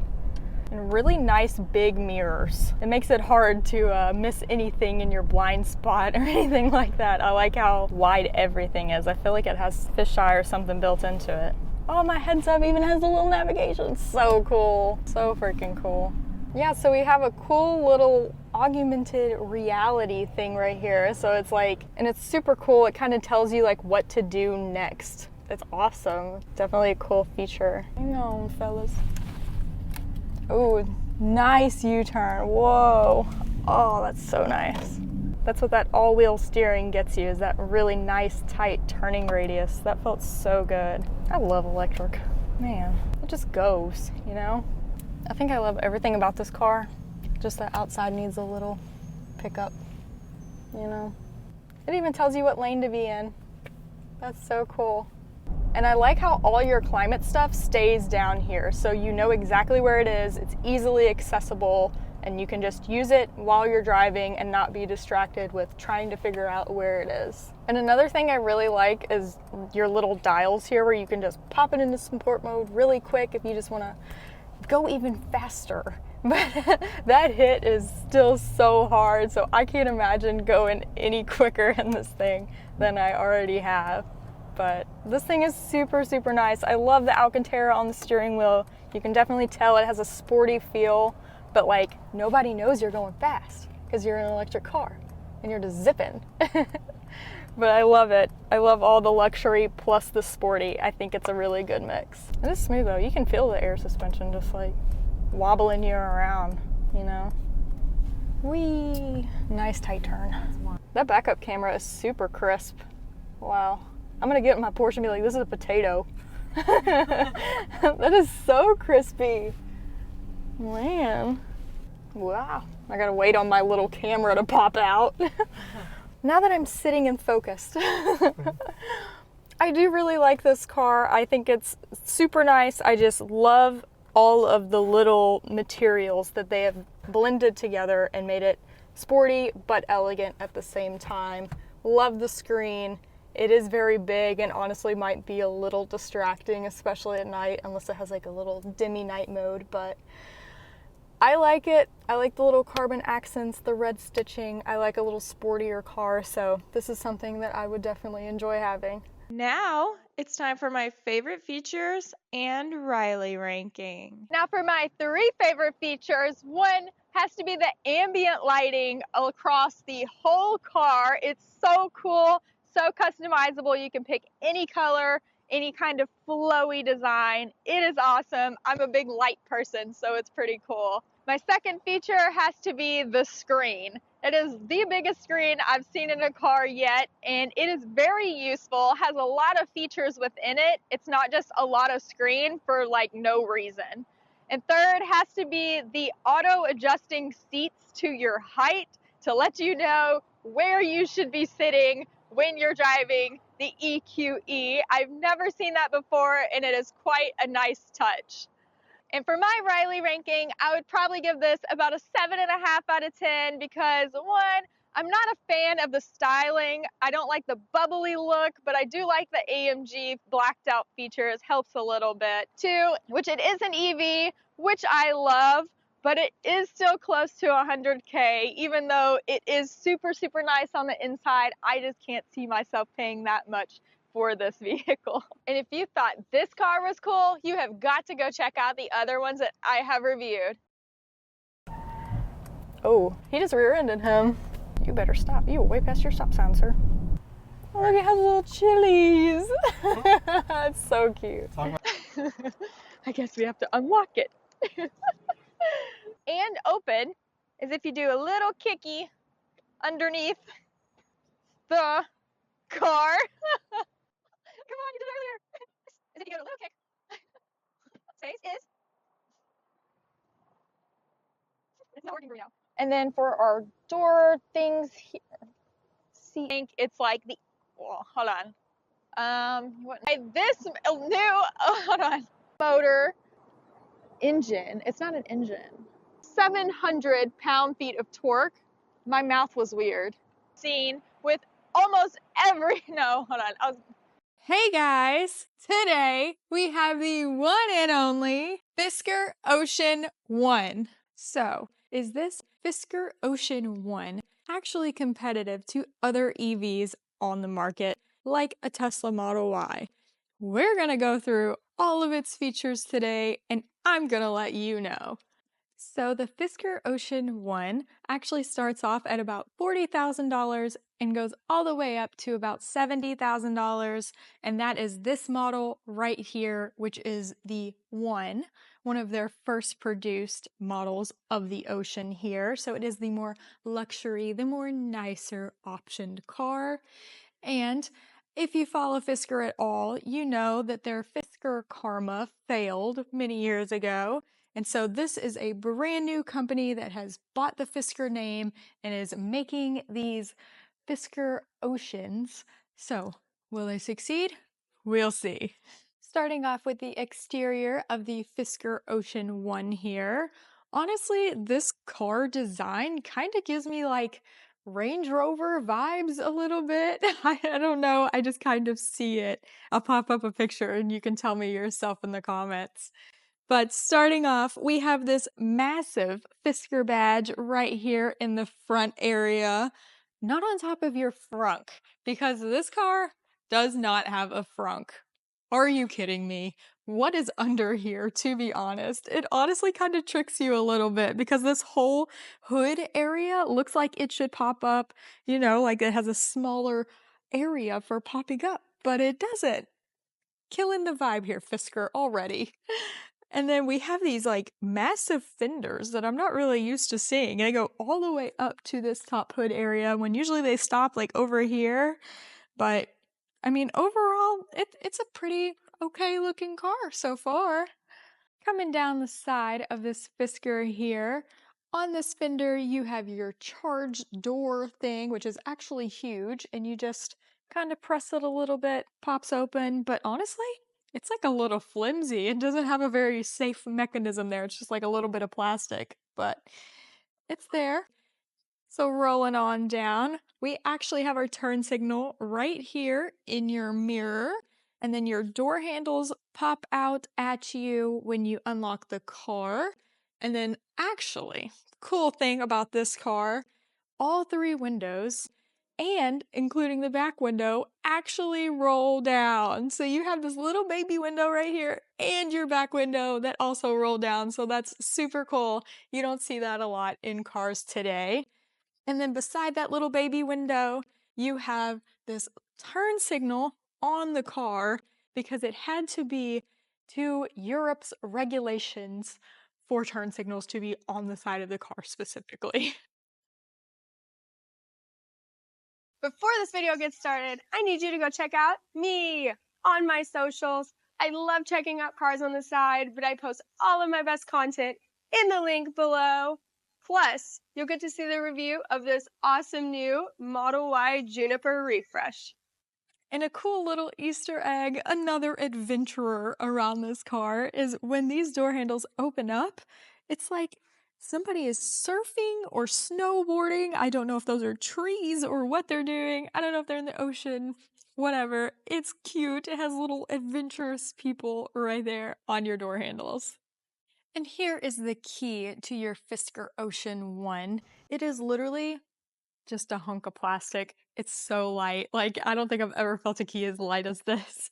But we just have a few controls on it here. We have our lock button, our unlock button, our trunk button, And then this button right here rolls down your back window, but then this button at the top, it's called California mode. And when you hit that, it actually rolls down every single window in your car all at once. And so when you hit unlock on your car, it actually gives you a whole little dance of lights popping up in the front and the back of the car here. Looks cute, even the badge lights up. And this window being able to go down in the back is super cool. Like, imagine if I was just carrying like a big subscribe to me or something, and I gotta like, subscribe to me, you know? Moving on to the back of the Fisker here, it just looks pretty plain, honestly. It kind of reminds me of those Range Rover taillights once again, but honestly, like mixed with Kia a little bit. Like the front end just has that massive plastic piece, and then this just has a bunch of plastic back here. I don't know, giving off weird vibes. But a few things to note back here is you have your Fisker badge back here once again. Killing me. It should be a button. I want to hit this and your trunk just open, but it doesn't. It does light up just like the other one does though. And then if we move down here, our trunk button is actually right here above our license plate. We actually have two cameras. This one right here is your backup camera, and this one up here is for your rear view mirror display camera. And above that, you have your third brake light right there. And above that, on this little spoiler, if you want to call that, roof area, it says Fisker right there at the top. And above that, you have a solar panel built in to the top of your car, which gives you an extra 1,500 miles of range a year. And one super cute quirk that I found is there is like a little surfer dude riding your little window lines as if they were a wave right here on the back of your Fisker Ocean. So this car is a dual motor and it has 565 horsepower, goes 0 to 60 in 3.7 seconds, and has 360 miles of range. Plus, I'm going to show you the weird sounds it makes when you drive and go in reverse.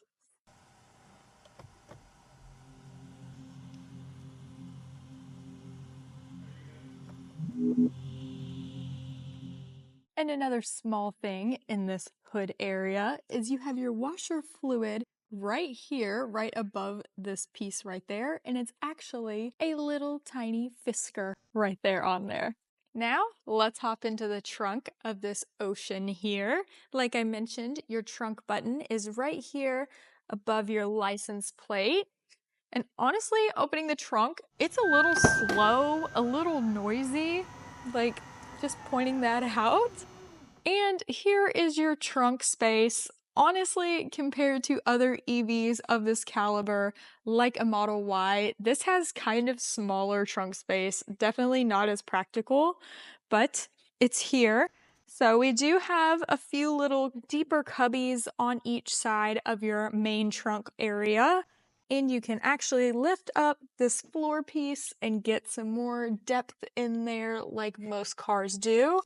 And then you can fold this thing back just a little. And honestly, it gives you like a little toolbox area or something for whatever you want to put back there yourself.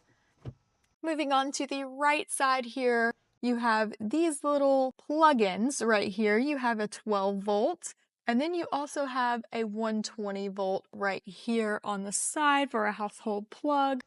And moving on to the trunk open hatch thing. These little lights are actually the same as the Fisker logo, which is a nice touch. And below that, you have Ocean stamped on to the door. And then your trunk button to close is actually metal, so not plastic there, but it is a little Fisker SUV right there. Now, let's see if I fit in this trunk of the Fisker Ocean here. I mean, kind of.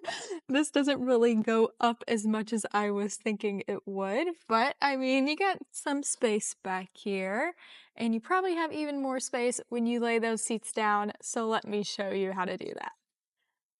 And to put the seats down, it's just a simple little latch that you pull here at the top. And these are actually quite heavy.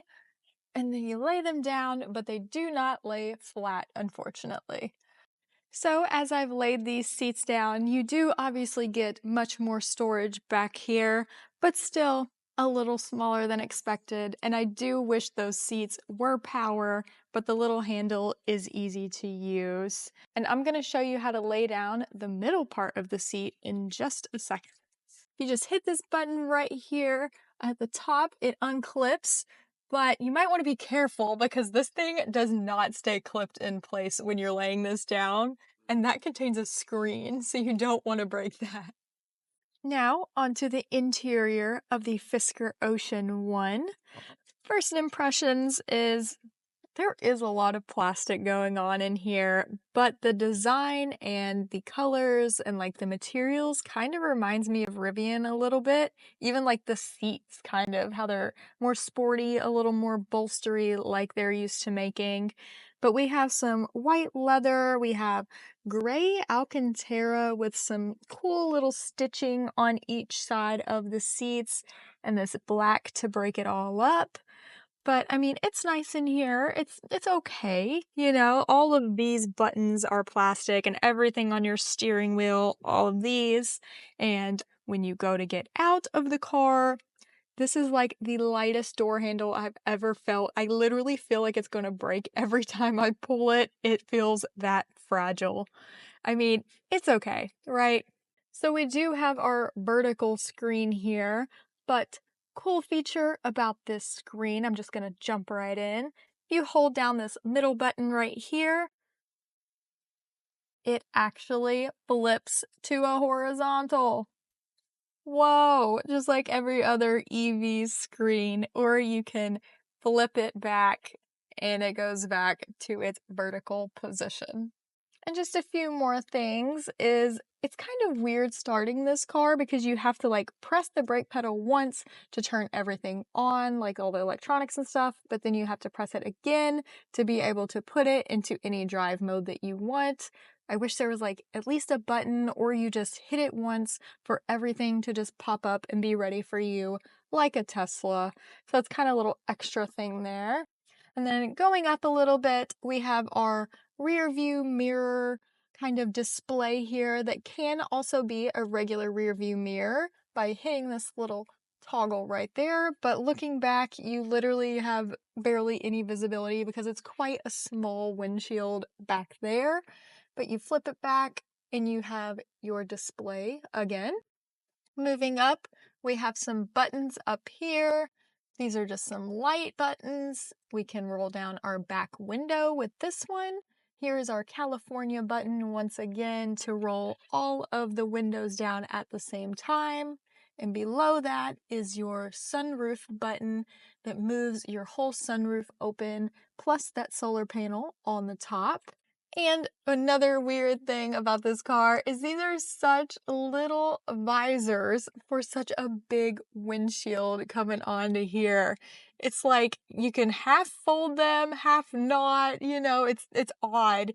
And then you have this little teeny weeny little light and mirror right in there. I feel like they could have done more. They put like a supercar mirror visor thing in an SUV, and they don't really work that good. Like, it's just, I don't know. Everything just feels a little flimsy. Like, all these little kind of handles and things like that. The steering wheel, like, it just doesn't really scream premium to me. Like, even the seats, as they've kind of like divided them in half, I feel like it feels super weird on your back. Like, your back's trying to go in two different directions because it's not like connected, you know what I mean? And they're not really bolstery, but I will say they're pretty cushy. Like, they're pretty comfortable. So I think if it wasn't for the line, it would be good. And with your steering wheel stuff here and that screen, it's just very basic. You have your miles of range right there. Under that, you can change your drive mode, and then just your miles per hour and the time and date. That's all they thought you needed. So very simple, very easy, and just some simple button controls on your steering wheel there. Moving on to the big elephant screen in the middle here. First, you have the color of your actual car at the top of the screen here, and you can show all your different angles easily. And it actually has like a 360 view cam of the car. It is a little laggy. This is like the first screen that they've like made of this company, so hopefully they fix it a little bit because it does take a few seconds to get to things, but you do get there. Okay, so starting off, we're in our settings here. We just have a few general things right there.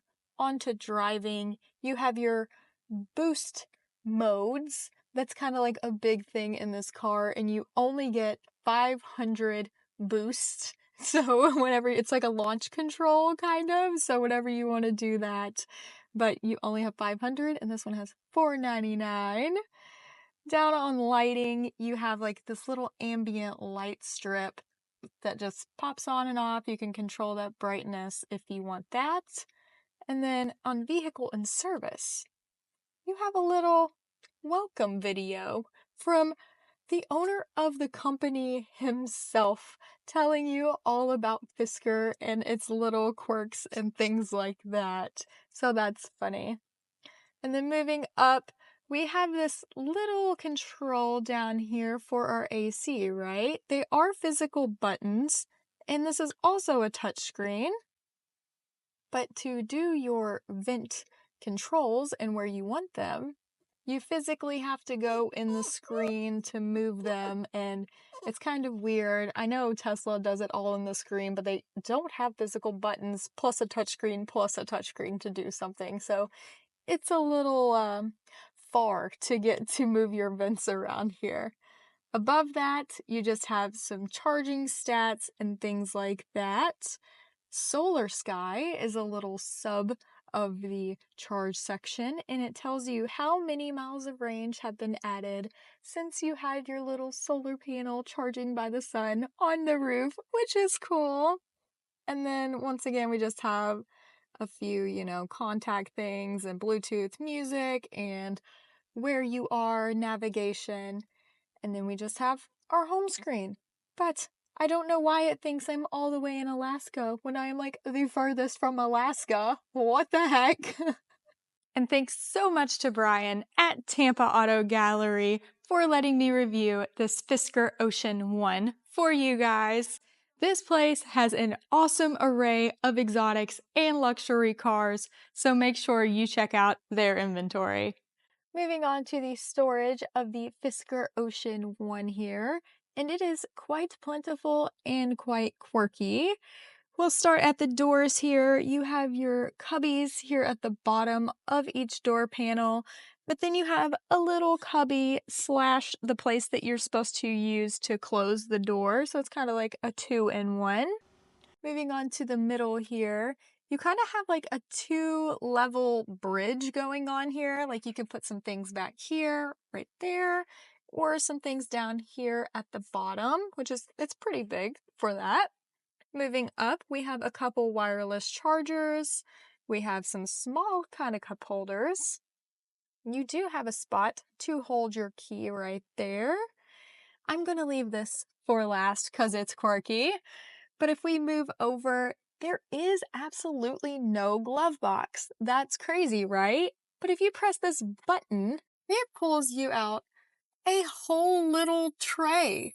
Like, what are you doing there? Give me a glove box. So I thought that was kind of weird and quirky. But if we move into the main attraction here, this is a center console, right? We lift it up. There's a little button right there. You pop it up.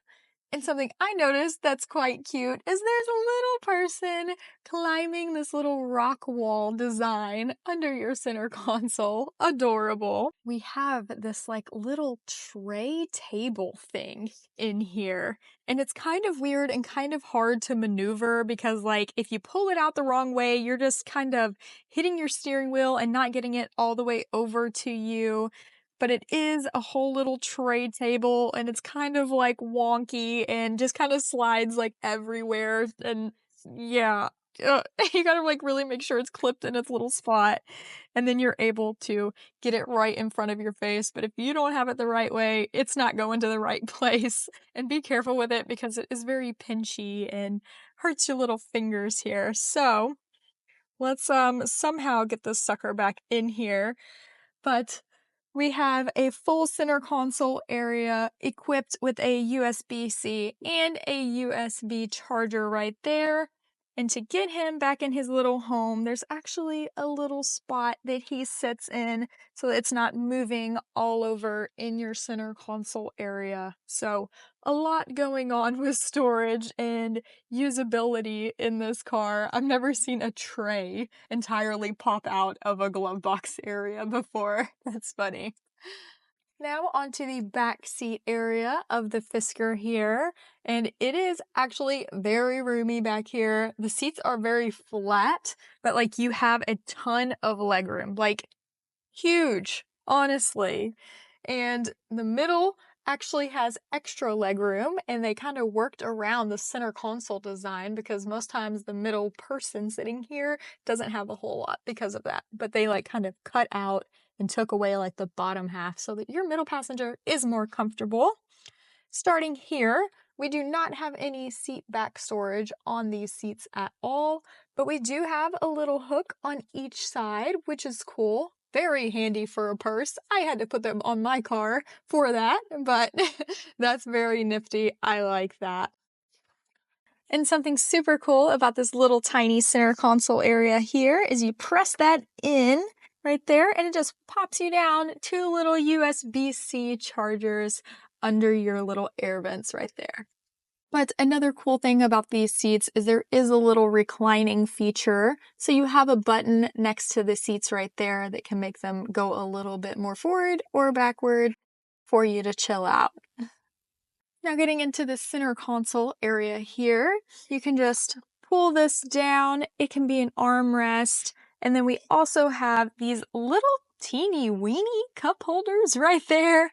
But then this is also a screen right in here that actually controls your climate controls back here as passengers.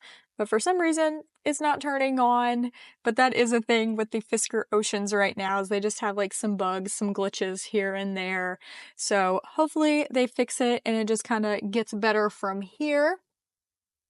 Now for my 3 favorite features. One has to be how the rear window rolls down and that little baby window and the California mode button that does all of the roll downs all at once. That's super cool, definitely different.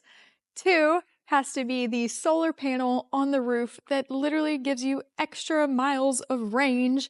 That's so cool. People have been asking that from Tesla for years, but they haven't. Fisker has done it. 3 has to be the swivel screen and how you can make it horizontal or vertical, whichever you prefer. I think that's awesome. Even if it is a little slow and the screen is a little laggy, it's cool. And for my Riley ranking, I would probably give this like a 7.7 out of 10 because what if Fisker goes away again and you have this car and things aren't working? Like, where do you go? You know, so it's kind of scary in that sense. But it is an EV and it does have nice materials on the inside. I like how the seats are very cushy and it does feel luxury with that white interior.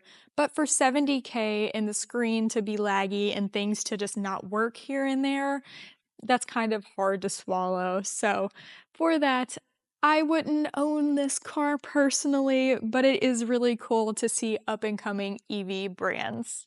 And if you thought this car was cool, you have got to go check out the others that I have reviewed. 0 to 6, no. To control the, it's not turning on or anything. I don't know how to do. Pull this down. Why'd you put it in there so hard? You get. Ow, ow, ow, ow. It's not going. All at once. What else did you say? Oh. So we do have our horizontal screen here. No. Hey guys! Today we have the one and only Tesla Model Y. So, is the Tesla Model Y the best EV you can get for $25K. We're gonna go through all of its little features and I'm gonna let you know. Plus, you'll get my reaction as we take this thing for a drive. Starting off with the exterior of the Model Y here. First, we have our big frunk under there. Yes, my favorite part of any EV, and I'll show you how to pop that up in just a sec. And then we have our headlights over here, which look super good and like almost like eyes, just looking at you going down the road, and they are very bright. We also have our turn signals in our headlights right here, and then under there, these are our fog lights. And just the front end aesthetic, I really like how it doesn't have like a fake kind of plastic grille like some EVs you see. It just continues with the body. It looks clean, it looks smooth. And then this little kind of grille under there is just for some cooling, but it's not abrupt. It just all flows together really nicely. And before I get going down the side, one thing I really love is that you can actually see your big gleaming white seats through your big windshield, which is something else that I really like. It's just smooth. It goes along with that glass piece on the top, so it looks like it's cohesive, and it's a really nice windshield. Good job, Tesla. So coming down the side here, Tesla has listened to their customers and just started to produce all black trim for the ongoing models here. I really like that compared to the chrome in the previous models. It just gives it a nice aesthetic. It really goes with every color that they offer. And then we have our first side camera right there on the side. Really helps for blind spots. You know, it's easier than a mirror, to be honest. I have been already spoiled with this little camera here, just using it for just a second. And then coming down here, we have our door handles, which is not your ordinary door handles. I'll show you how to use that in just a sec as well. And then onto our second camera is right here in this pillar. And your cameras actually work when you put your turn signals on, so it really, really helps visibility. Moving along to the back of the Model Y here. First starting off, this side right here is your charge port. And then we move on to these nice taillights. I really like how bright they are and how it's just like a simple little line design. Some people do way too much, but I like the Tesla taillights. I think they look really cool. And then coming down right here, we have our backup camera right under this Tesla T. And next to that is your trunk button that you press to open the back hatch. Down here, we have our big plastic diffuser. Maybe they could have done a little more with that. But this little panel under here is actually where your tow hitch would be if you have that option. And I really just love how this whole back part of the car comes together from the front. It does get wider, you can definitely see that if you're just standing next to it, but it also has a sort of sharp edge that just looks cool and sporty.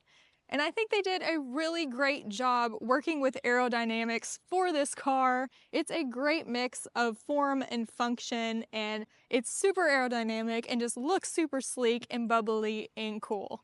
Now, jumping into the trunk here, like I mentioned, your button is right here under this Tesla T, and it just goes up for you. Nice, smooth, pretty quick. Definitely quicker than the Fisker, I will say.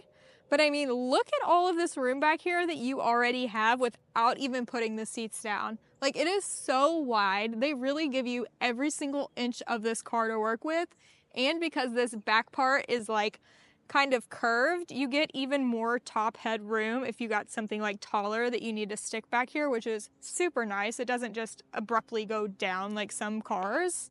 First off, we have our under the trunk storage, and it is so deep. You can fit so much in this car. It's insane. So we lift up this little back piece here, and it's under here. And if I put my hand up there, it's literally like all the way mostly up my arm. Like, there's so much room down there, you guys. And even behind that, there is another storage spot right behind your seats. If you lift up that first little flat piece of your carpet, there's even more storage down there. And this is actually a feature that they have added, is that this front piece holds itself up. finally. Like, you don't even have to hold it up while you're loading stuff in there.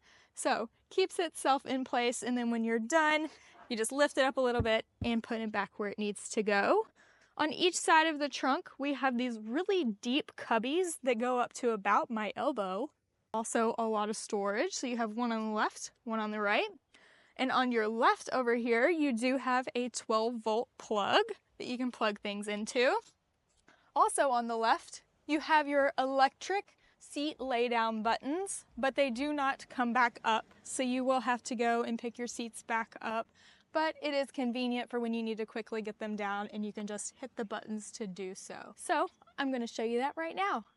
First one, they're like little pull buttons, so you kind of pull them towards you a little bit. It's not just like a press button. And then there's your other one. And look at all of that room. Look at this. A literal whole me. I could fit probably 2 entire ones of me back here.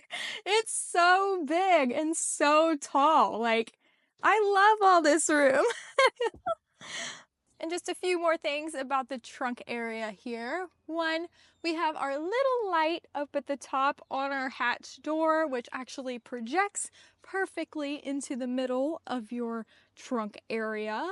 And then also on the door, it has like a nice little carpeted area. So if things like move around in the trunk, it's not scratching up the door on that piece of plastic, which was a really nice touch. Good thinking, Tesla. And then we also have 2 big old speakers back here so that you are immersed in the sounds of your Tesla driving down the road, because what else do you need to hear? You can't hear the car, it's silent. So you need to be thumping in here. And then right here is our trunk button and how we close it. It is a little car with the little trunk open. And really cool. So your middle seats do fold down independently if you want to put some like wood planks back here or something. So there's this little handle right there, and that's what you press to release the latch. And so you can fold that down, throw it down, whatever. But you see this little latch right here to hold it in place. You see it? Now you don't. That's pretty cool how it just disappears like that. Or like I mentioned, you can just lay it down flat and you have stuff you can put through there. Before this video gets started, I need you to go check out me on my socials. I love checking out cars on the side, but I post all of my best content in the link below. Plus, you'll get to see the review of this awesome new Model Y Juniper refresh. And for our frunk storage, how you get this open is you can either pop it open in your screen in the car, or you can use your app and just tap it and it will pop open the little latch for you. And what I love is that you can just grab this thing and pull it up. There is no latch to push up on that's extra or anything like that.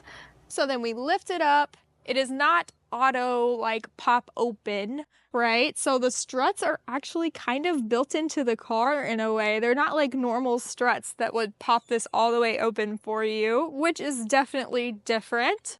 But starting up here, there is this big plasticky foam piece for like sound deadening and things like that on this top of the frunk. Moving down, we have our windshield washer fluid right here, which is just about all you need for this car, which is super nice. Gosh, I love EVs. Aren't they so simple? Coming down, we have our massive frunk that I would use every single day for every item. I don't even know if I'd use the trunk. Like, this is just so convenient and very deep. Once again, at least past my elbow. And it's very wide. I'm sure you could fit most of your groceries in here. On this front bottom piece, we have our tow hook little area built in. That's cute, so you can just pop it in and out for when you don't make it to the charger. It's right there, okay? And then right here, we have our 2-in-1 button. It is your kidnap button and a light in there in case, you know, you get stuck in your frunk. Now, let's see if I fit in this. And I do! Look how cozy! It's so roomy. Like, I even have more room for my legs. This is actually just a fun. This is so comfortable, actually. It's like a perfect curve for your back. This is so funny. I would sit here all the time. So for a few specs on this car, this is a dual motor, so it is all-wheel drive. It has about 425 horsepower, goes 0 to 60 in 4.8 seconds, and has a range of about 320 miles. Plus, you can get these for around 25 grand now. So cheap. Now hopping onto the interior of the Model Y, but first I gotta show you the key. So yes, the credit card Tesla key. It actually has like a little chip in it that kind of goes to your car, and if you ever lose this, it's only like 15 bucks to replace. Or you can use your phone as a key, of course, and you just tap it right here on this pillar piece, and it unlocks your car for you if you don't want to use your phone. And to get into the doors, you just press in on the handle and pull out with your other fingers, revealing your gorgeous interior. Now onto the inside of the Model Y here. And first, I just want to say I love how simple Tesla makes their interiors. They are not too bulky. They just want you to have everything in one section, and that is on your screen, and that just works perfectly. Like everything you press, it's just chef's kiss. So I love the Tesla white. I love how soft and cushy the seats are. I feel like I could sit in here for a really long time and like my back not hurt, unlike some of the other cars that I've been in. I'm like, but these are nice, cushy, and they're just perfectly lined. Like everything feels good in here. And I really love how they carry the white leather onto the doors and the whole dash area there. So, starting off on a few things of the interior here, we have our actual door button to get out, right? It's like a little car with the left door open, so you actually press that one to get out. A lot of people at first think that this little handle right here above your window buttons is like where you pull up to like open the door, but that's actually your emergency latch. So don't do that. And then below that, we just have some really simple window buttons right there.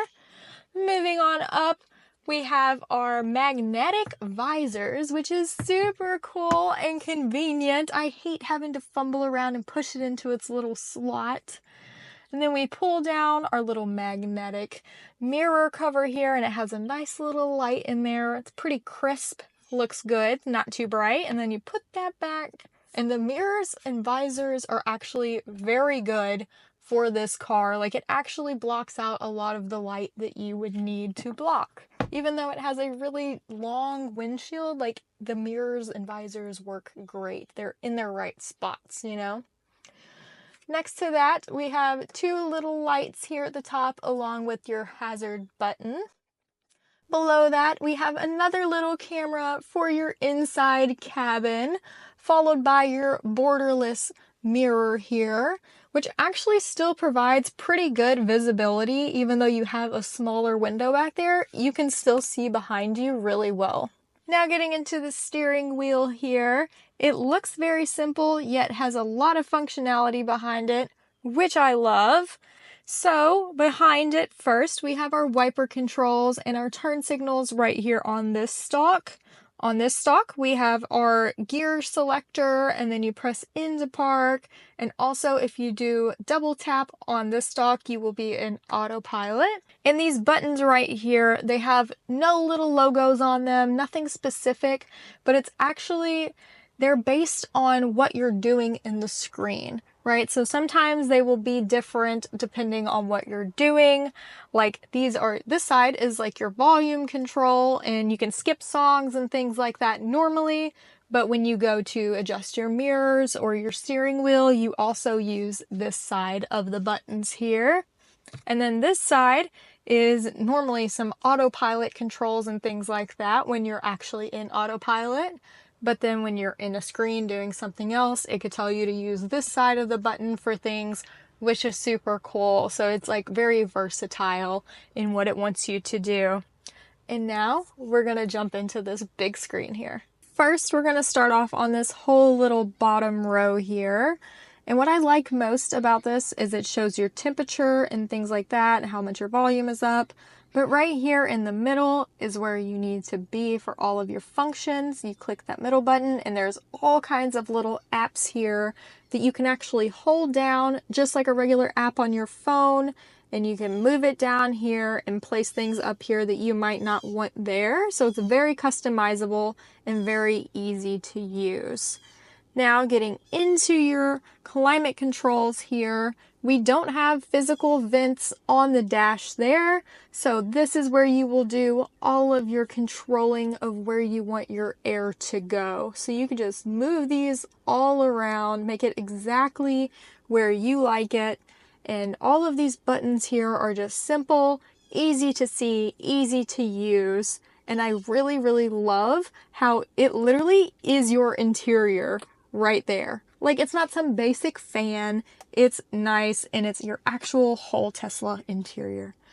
Now onto the rear.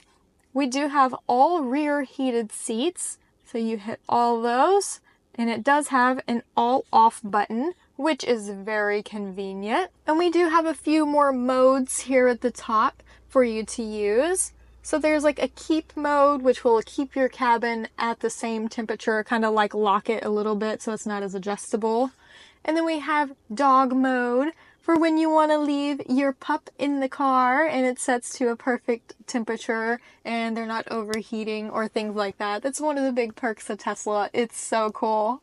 And then we also have camp mode for when you're camping in your Model Y and it's kind of hot outside and you need a little air throughout the night. You turn that on and it will stay on for you and keep it at your desired temperature. Now getting a little more in depth with the screen here. First, we have a few things up at the top. We have our driver profiles. So if multiple people drive your car, you can just click your name and you adjust your seat, your steering wheel, your mirrors, things like that, and it will fit you every single time. Then we have like the time, the temperature, and where you want to go. And I just love how it is just such a very useful like map screen. You can change it to satellite and it'll show you like all kinds of traffic and things like that. Like there's different kinds of map modes, if you will. And it's crisp, it's clear, it's always useful. So a few things, if you click your little Model Y down here in the left-hand corner, it pops up this screen here. So first, we do have a little search bar if you know what you're looking for, which is pretty cool. But starting in controls, there's just everything you need right here in this first screen. So we have like mirrors, child locks, window locks, things like that. You can also control your wipers from this main screen here, or you can use the button on your left steering stalk and press in and it'll go through the little wiper modes for you. And then if you ever need to adjust your mirror or your steering wheel, like I mentioned, those left-hand buttons do that. So say you wanted to adjust your steering wheel here, you click that, and it shows you to use the left steering buttons for that. And just like that, you just press a little, and there it goes, moving for you, which is super cool. And this is also how you open your glove box from in this little control screen here. And then if we move on down to dynamics, we just have a couple other options here for you, like your region, braking, and how you want things to feel.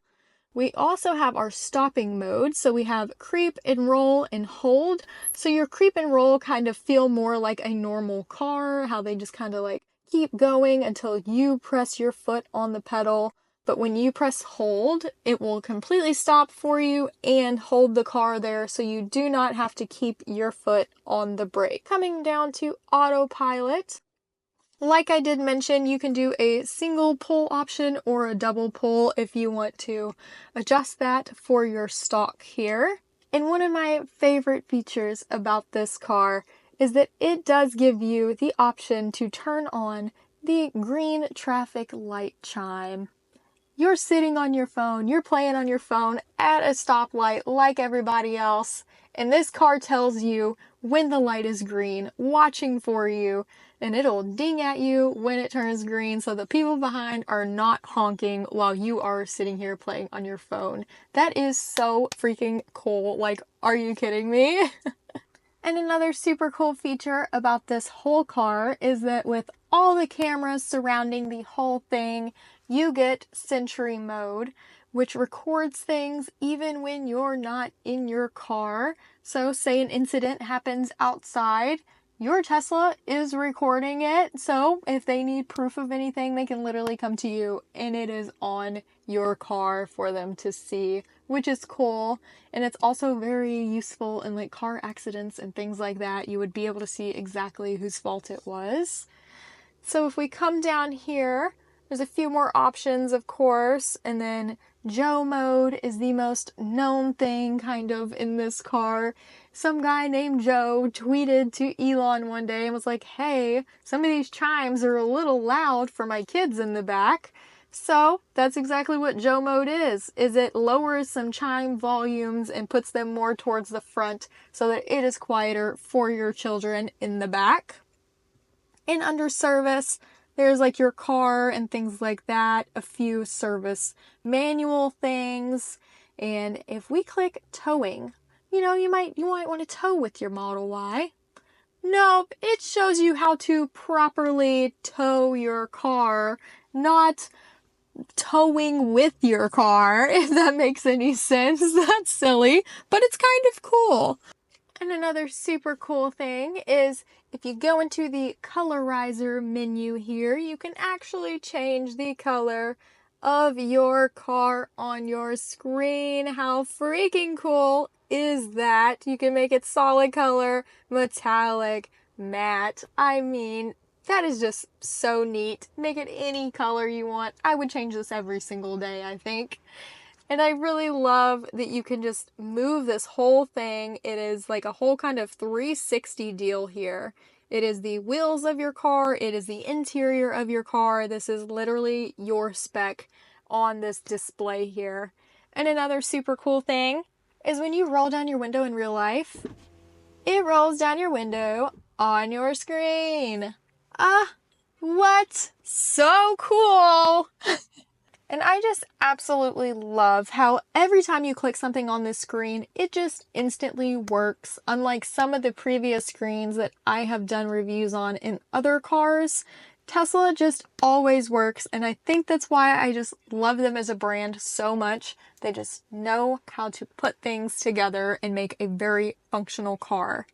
So if you change anything in your screen settings, like any locks, lights, little things like that, it actually goes towards the driver's profile that you are on. So if you have somebody else driving your car, they can adjust their screen settings as well.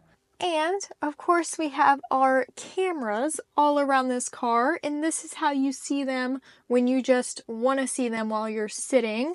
So we have like a little camera eye down here, and it shows you your side angles and your back angle right there. And then onto this side, the coolest part about having a Tesla is all the games you get that you literally play with your steering wheel and just with this whole screen. Like this beach buggy game, you literally play with the gas pedal and your steering wheel as the car in the game. It is so cool.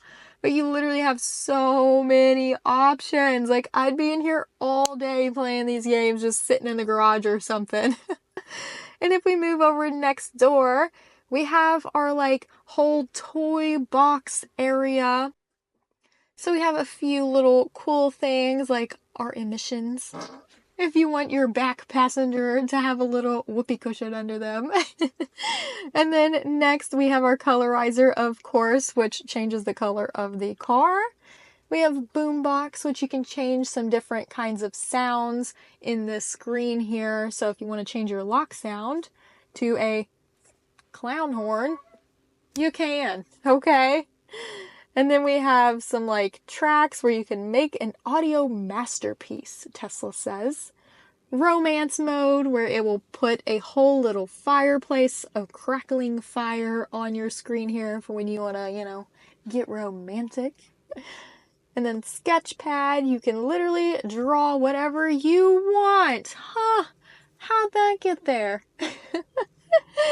And then next to that, you can go to Mars and your maps will literally turn into Mars and you will be a little rover riding around on the screen there. We have Santa mode for our Christmas time, and then Rainbow Road for when you just want a little ride around the rainbow. Okay, what is this, Mario Kart? And now getting into storage here, we have a little bit, and it's very roomy and nice, and you can fit a lot in these little cubbies here. So starting off on the side, we have our door storage on each side, and then if we get into the center console area here, we pop this little thing up. We have some wireless charging built in right here, which is cool. And then if we come down and we pop this little guy up, there is a cubby right under here, which goes almost to my elbow. Very deep. Love that. We have a few cup holders here. And then this center console, there's a little button right here on the top. Pop that open. There's a little tray right here for smaller items. And if we get into here, there's another deep cubby. Goes almost up to my elbow as well. Back. And then how we open our glove box here, you go in controls, and glove box it is. It's kind of deep, a little bit, but you can still fit a little bit in there. So just a few papers and something small that you may need. Now let's hop into the back seats. Into the back seats here, and first off, it is so roomy back here. Like, as a regular human being, I am like everywhere. Okay, so much room, so much headroom. You could fit so much stuff back here, even using your floorboard if you need extra storage, because it doesn't have that hump in the middle from your transmission. It's just flat, so you can lay stuff back here if you need to.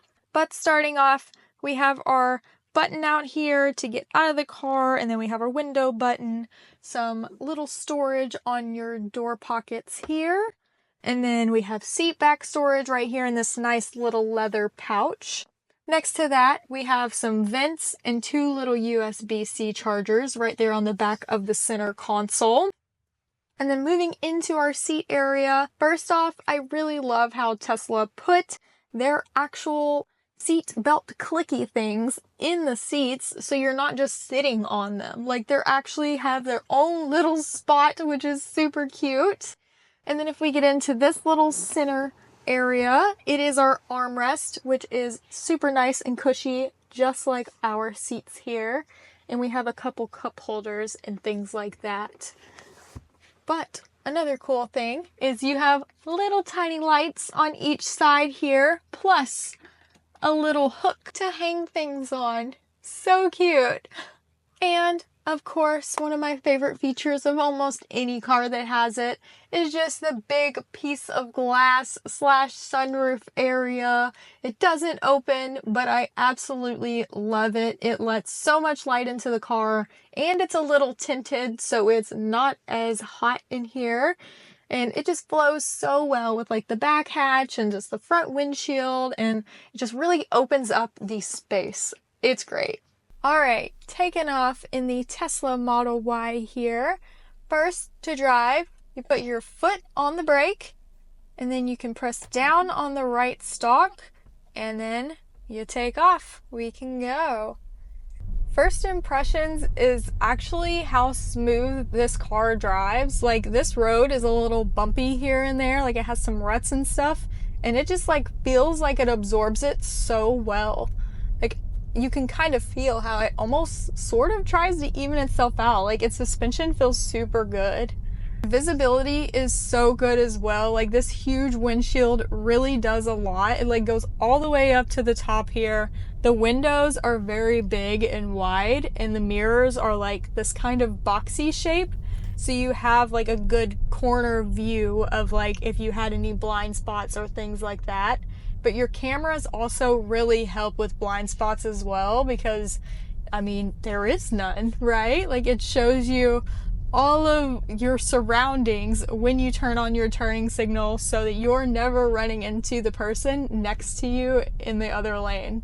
And I just really love how comfortable this car is. Once again, like, the seats are just so cushy, and it's just like sitting on a little pillow or a little marshmallow or something. Like, you just kind of sink in and you're cozy in here. And like all this headroom is super nice, all the room you could ever want in here. I really, really enjoy this car. Like I can see myself in this 100%. And I know Tesla has a lot of quality issues, and that's kind of what people like dog them for, but this one specifically seems to be very well built. I didn't see like any kind of panel gaps or things like that. Like, I know you guys can't really hear it, but there's not a lot of wind noise. Like with previous Teslas that I've been in, it's like either been one side or the other, and it's just had like a lot of wind noise. Like the windows just didn't really line up right. But this one is very quiet on the inside, and you just feel like you're in your own space. Like it's super comfortable, super nice. And for this being such like a big SUV vehicle, it goes so fast and you're just able to cut through traffic like it's nothing. You're just riding along. Like everything is so comfortable. That's all I can say about this car. Everything just works. I like how everything's in the screen just because it's like technology based, you know, like it does not have any buttons, but like having Teslas previously, I know how to use them. So it's like super easy for me. But I know for some people it could be a lot, especially for those who like don't know a whole bunch about technology and just having to focus everything right there on the screen. And like, yes, the screen is kind of big and in your face, and that is like the heart of this vehicle. But like, once you learn it, it's almost like muscle memory and you just know where everything is, and it's super easy to use at that point. And with this white interior, I just love it so much. It is really different, and I'm glad they have it as an option other than the black, because I know the black can kind of absorb your body oils and it kind of turns like shiny over time. It doesn't stay that matte, and I know that gets really hot, especially here in Florida. So like this white really stays cool, and you don't have to worry about burning your butt when you get in on these seats, especially with being able to turn the AC on in that app. Super convenient. And I love how it's just like a simple little push down on your turn signal over here, and it just stays on for you until you turn into your lane with the little camera up the whole time. So even if you want to double check or triple check your little blind spot camera, that is there for you the entire time. I just love the technology in this car. It just really fits, you know, it's super easy to use. And I'm going around some corners here pretty quick, and it seems to just be taking them like so well. Even though this is like a very big vehicle, it just goes. Like the agility is so good. It goes exactly where you need it. I mean, this is just like so fun. Like, whee! It goes around these little corners so fun and like tight, and like you wouldn't think that for like this huge SUV vehicle, you know, but Teslas just know how to go and work.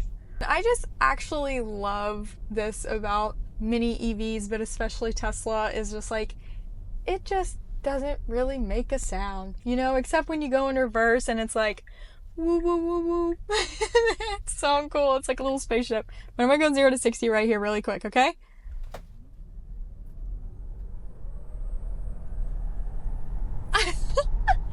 It still has a lot of pickup for just being the long range, but the performance definitely hits way harder than the long range. I've never actually been in the long range before compared to the performance, but that one definitely has like a roller coaster feel, like in your stomach kind of. This one's just more of like a really good gliding quickly to like 60. You know what I mean? It's not like crazy. So I think overall this is like a great affordable family car. Like if you want to jump into the EV world, like I think this is where to start, because now that the Juniper is out, people are like all hyped up about that, and you can get these for really cheap, and it's super, super practical. You can fit a ton of stuff back here. You can haul your whole family or your friends, like you get a ton of range. I would totally own this car, and I think it is awesome for the money. And so I did actually just do a review on the new Juniper refreshed Model Y, so I need you guys to go check that one out. And I'm so glad that you stayed till the end of the video and that you're gonna subscribe and like and go watch all the other rest of my reviews. Thank you so much. Now for my 3 favorite features. One has to be the massive frunk.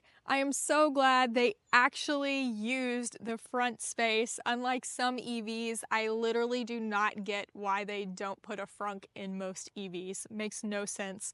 But that one's actually very useful and you can fit a lot in it.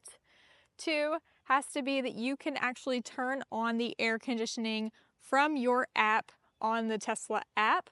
So it's super convenient, especially on a hot day. Like, a lot of cars can't do that unless they have remote start, and you still have to be in a certain distance. But in your Tesla app, you can literally turn on your AC even if you're 500 miles away. And you can see your Sentry cams on your app as well, which is super cool. It's very integrative and there's no like distance kind of thing. 3 has to be the green light chime feature in this car. It probably saves so many people from being honked at. I think that's such a neat feature. Like, the car's literally watching traffic for you just so you can relax and be on your phone if you need to for just a sec at a red light, which is so cool. And for my Riley ranking, I will have to go a 9.2 on this car because, one, I just really love Tesla. Everything they do really works. I know some have their quality issues, but that's literally with any brand. Everything you do with this car literally just goes. The screen is perfect. All the buttons work. I especially love the app integration, so it's just always have your keys. You can never lock yourself out of your car, which is nice, convenient. And the fact that you can get these for 20 to 25 grand now, like, it is just a no-brainer to go with this sort of vehicle, especially with the space that you get. And that interior, though it's basic, is very premium and luxury, if you would say. It's luxury to me because I love the white. It's nice, but it's simple and it's very functional. And if you thought this car was cool, you have got to go check out the others that I have reviewed. Now, getting into the steering wheel, automatically move your mirrors, your steering wheel, your phone, or no, hang on.